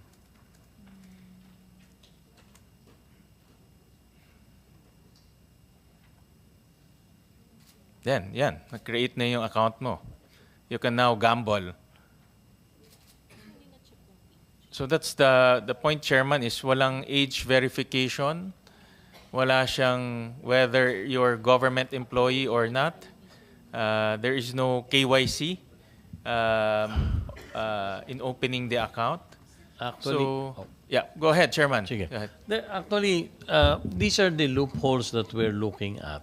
Let's talk even with land-based operations. There is a executive order that no government official can enter. With the millions of millions of civil servants in the Philippines, talaga pong hirap din Pero, Chairman, I want you to know, ang catch po dito, pag may nag-tip, if you are trying to encash your winnings, there is where verification comes in. In fact, we have thousands of cases wherein under my administration, under my watch, elected officials po, as high as, hindi ko na babanggitin, nahuhuli po, hindi makapag-withdraw, they win the jackpot, they want to withdraw their winnings. We do not allow that. And that happens. Now, with regard to, balik naman po tayo sa online gaming, it's the same process. Bawal din po ang civil servant. Bawal din po ang 21 years and below. But as I said, these are independent platforms, but ganun din po ang sistema namin. And we can send you a report, Mr. Chairman, na madami po kaming hindi na rin pinayagang mag-withdraw just to make it known to them that they were illegally registered. Meaning, may mali sa proseso. Now, there are new tools. There are vendors now who are showing PAGCOR new tools to enhance KYCs. There are, in fact, meron na po doon kasama yung self-inclusion. Ikaw na mismo, you already feel that you're hopeless or addicted to gaming. You can already press a button and automatic, the whole system will never allow you to register or never allow you to play again. No? So these are the modern tools. Chairman, as you very well know, the process of technology talaga evolves. So, as I said, hindi ko po kinukontra yung taga-NTC at DICT. Yung sinabi ni Chairman kanina na susulat kami, hindi po. Nakasulat na po kami sa loob ng halos 2 taon po ako nandun, 7,747 na po yung cases na nadala namin sa inyo. And sa amin pong record, malaki pong in-improve. From 62%, ngayon po 74% na po ang inyong na-block na website. So, gusto ko lang, I'm not defending the system, Chairman, but I think it will have to, as each day passes, and we just have to continuously monitor and continuously see what improvements we can do. Because really, it's a IT is truly complicated. That much I can say up to this very point in time, Mr. Chairman. Thank you for that feedback, Chairman. The point there, Chairman, is the authors of the bill feels that the social ills of online gambling is much more easily accessible to anyone, no? Because of the convenience of the internet. And we all know that the internet is a wonderful thing, no? Wonderful technology, but it also has downsides. And one of which is, it's so convenient to open an account, so convenient to lie, to fake, and that creates problems with our society, particularly people working in government, the police force, men in uniform, and that's what we are trying to avoid. No, and we just want to demonstrate this because that's precisely what our senators want to avoid. Now, that's why I'm trying to understand this business and trying to understand this business model.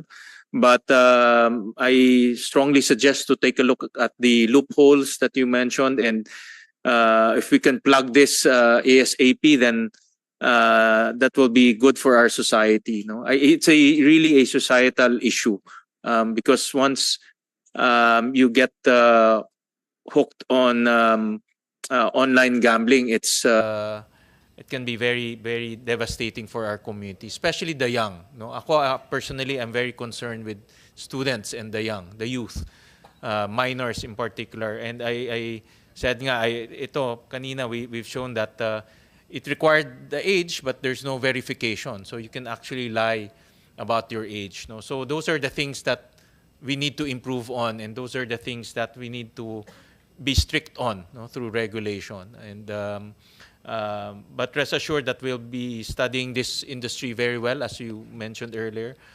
For me, Pogo, it's really my position with Pogo is to ban it completely. No, it didn't bring us any good. It brought us a lot of shame abroad. Our enforcers are really up to their necks in terms of monitoring and enforcing, and it's not a long-term business that we want in our country. On the case of online gaming, which I learned about more thoroughly today, it's something that we will study very carefully. But thank you very much for sharing your thoughts on this matter. Any reaction, Chairman? Oh, well, I just want to also thank you for the opportunity for PAGCOR to explain. I hope you do understand our position, being the regulatory body that's supposed to take charge of any gaming activity in the country. It is our position really that proper regulation will be an answer to all these problems. No? And online gaming is new not only to people who are in this room, but I think to the entire universe. And I know it will take some time, but I am one with you, Chairman, and the senators who have proposed is that stricter structures and monitoring is really important at this point in time.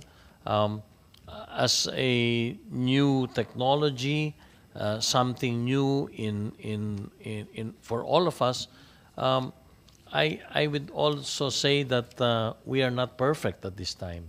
But please be assured that the concerns that you have brought up in this committee, especially the impact on the youth who might be addicted to online gaming, we are really looking into it, and I have given emphasis on that.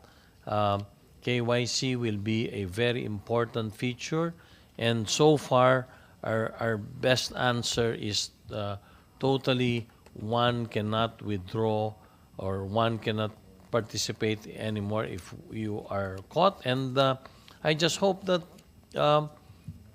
as technology evolves, there will be more tools that we can make use of, so we can truly monitor if one is following all the guidelines that we have set forward. Again, Chairman, Senator Win, thank you for the opportunity that you've given us. And if there's anything we can do to help you or the other senators understand better what are the goings on in the industry, please feel free to call on us.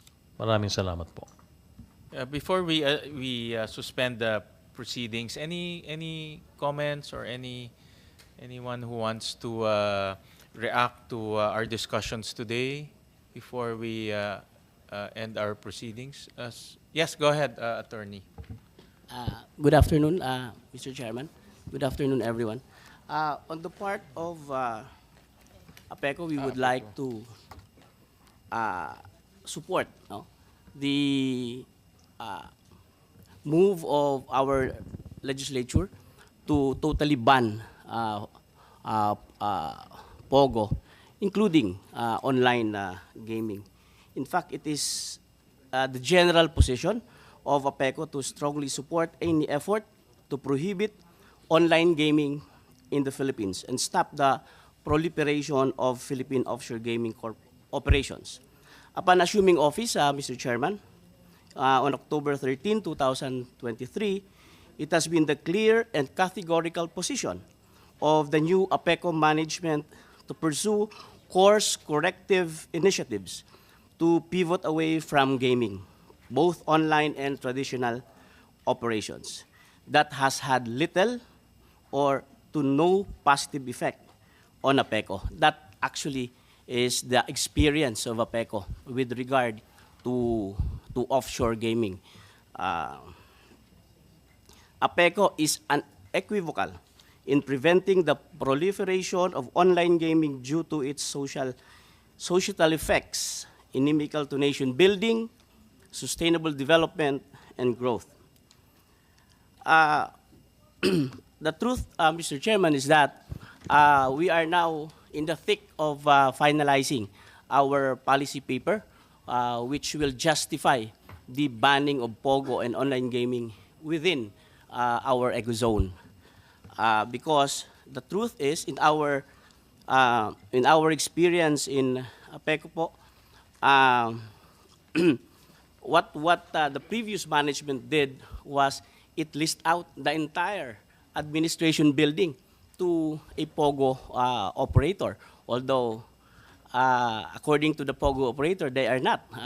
They are just service provider.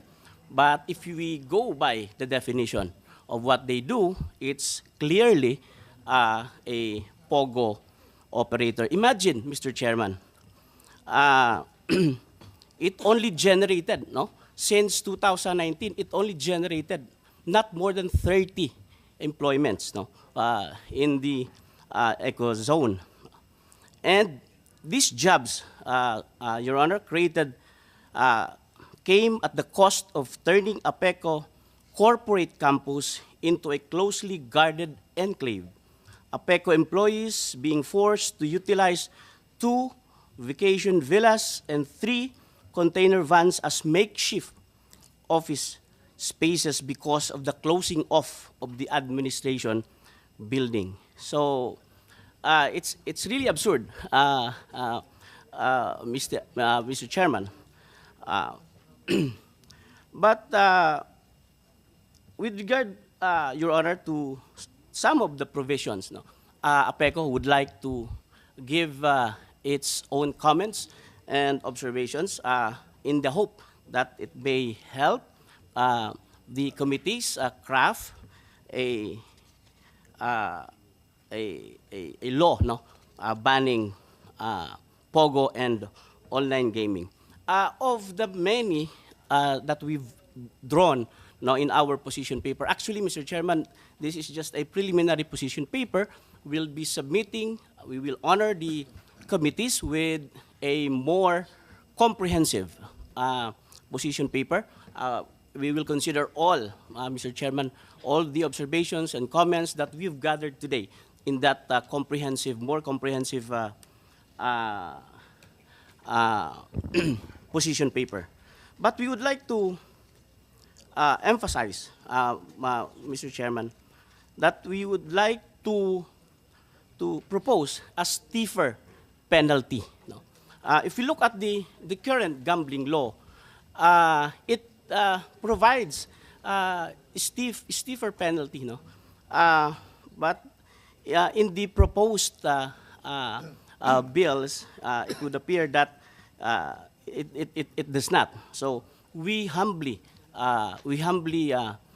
propose that we, at least, Mr. Chairman, at least 6 years and 1 day to 14 years, depending on the violation.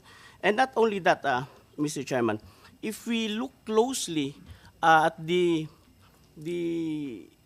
provisions, we would like to propose that those who will be held liable be expanded, not limited to the bettors or the operators. We all know that the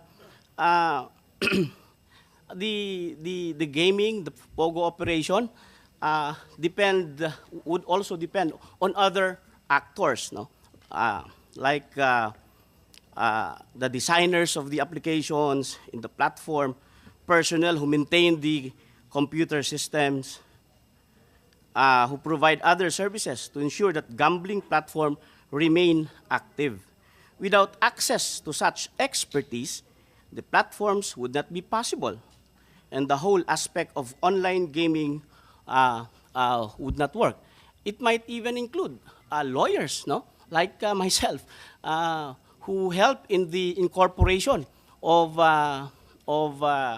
Pogo operators. So these are the two, Mr. Chairman, important observations and comments that we would like to put forth, and we will submit a more comprehensive position paper, Your Honor, please. Thank you, po. Thank you for that. And yes, please submit to us your position paper on or before July 22.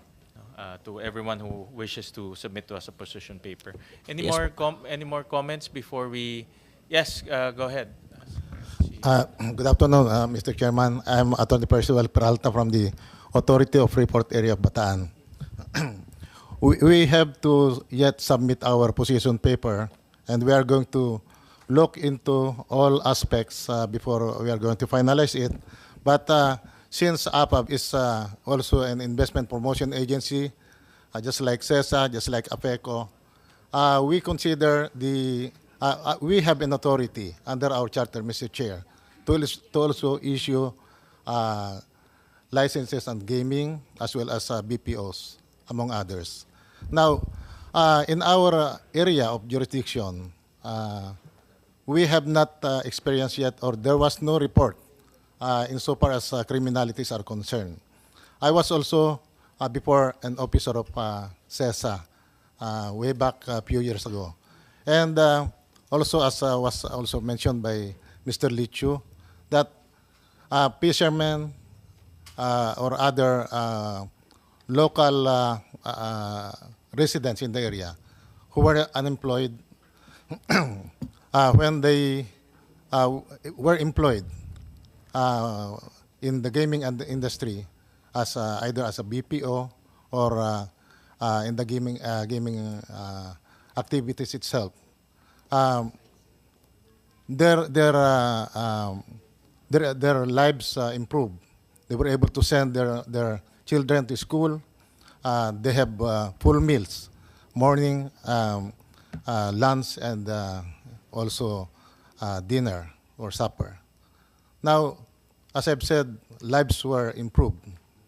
Just like in other localities, also in APAB, we could proudly say that right now, as the data would reveal, that the ratio between a worker, a foreign worker, and a local worker in POGO or in BPO is something like 90% Filipinos and 10% local, or even 10% foreigner, or even lower.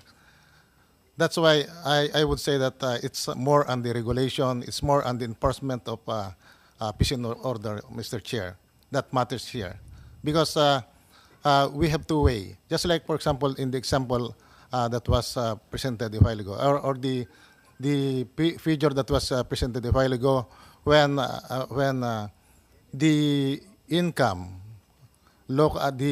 generated on POGO is something like 7 billion or 6 billion. Now, if you quantify under the POGO law, the minimum income, minimum tax per month per foreign worker is 12,500, or 25% of the gross salary within the month. So if there are 100,000 workers, foreign workers, that's already you can quantify that now into 12.5 billion a year. So there was already a misstatement or understatement of the figures that were presented in the screen. I was intently listening on the presentations made, and even I think the revenue generated as presented by the DOF is consistent with the PAGCOR. So as I've said earlier, we in our charter also have the authority to issue licenses, and we have just started to issue or approve application only for the master licensee. In APAB, we say master licensee, and which is an entity that helps APAB in the promotion, marketing, supervision, and monitoring of the activities of these companies. They're going to help us monitor in the performances, even the commitments, investment commitments. A master licensee, we require them to commit at least $100 million for a period of 10 years. Now, when we approve their application and at the time that they start to operate, we have to monitor that. One way of seeing to it that they have to comply with their commitments, because otherwise we're going to penalize them. It's also part of their commitment, and if they cannot meet, there is a corresponding penalty for that. And we keep on pushing them. We will be pushing them to comply, so that of course when they perform or comply with their commitment to invest in our area, the better that the economy of the localities within the APAB or our expanded jurisdictions will be improved. So we have a lot of points, Mr. Chair, to include in our position paper, and we thank you for also giving us this opportunity, Mr. Chair. Does AFAB have POGO or online gaming operators? Before the pandemic, Mr. Chair, I know that there were those who were granted the licenses, but before they started operation, they left already because of what happened, the pandemic restrictions. They were not able to bring in their ITs, so they were not able to start to operate. But there were those who were left. We have right now two BPOs only, but not as online gaming operators. Because I would say that there are two kinds of POGOs. One who are residing or located outside of the country, and there are those POGOs who are local, just like the one in Bamban or in Porac. Now, BPOs, they cater POGOs who are located within the country and POGOs located outside of the country. The two BPOs that we have, they cater they provide services to those who are located outside of the country. And I think that's one thing also that we have to look into. We will be requiring, we have to oblige our local service providers to encourage those located outside to also register here in the area or in the authority that issued them the license. Not only the BPO that must be registered, but also we have to require them to also register their principal, meaning the gaming operator whom they are catering their services. Thank you, Attorney Peralta. Any more comments or reactions? Hearing none. If you have any position paper that you want to submit to the committee, please submit it to us on or before July 22, and we'll be working on the proposed measures, but we will also study very carefully your comments and your reactions during these proceedings. So with that, I thank everyone for your time and participation. I thank Chairman Tenko for his time and personal attendance here in the committee hearings. We will suspend the hearing for now, and we'll advise you if we will have a few more hearings later on. So this hearing is hereby suspended. Thank you very much. Maraming salamat. Thank you.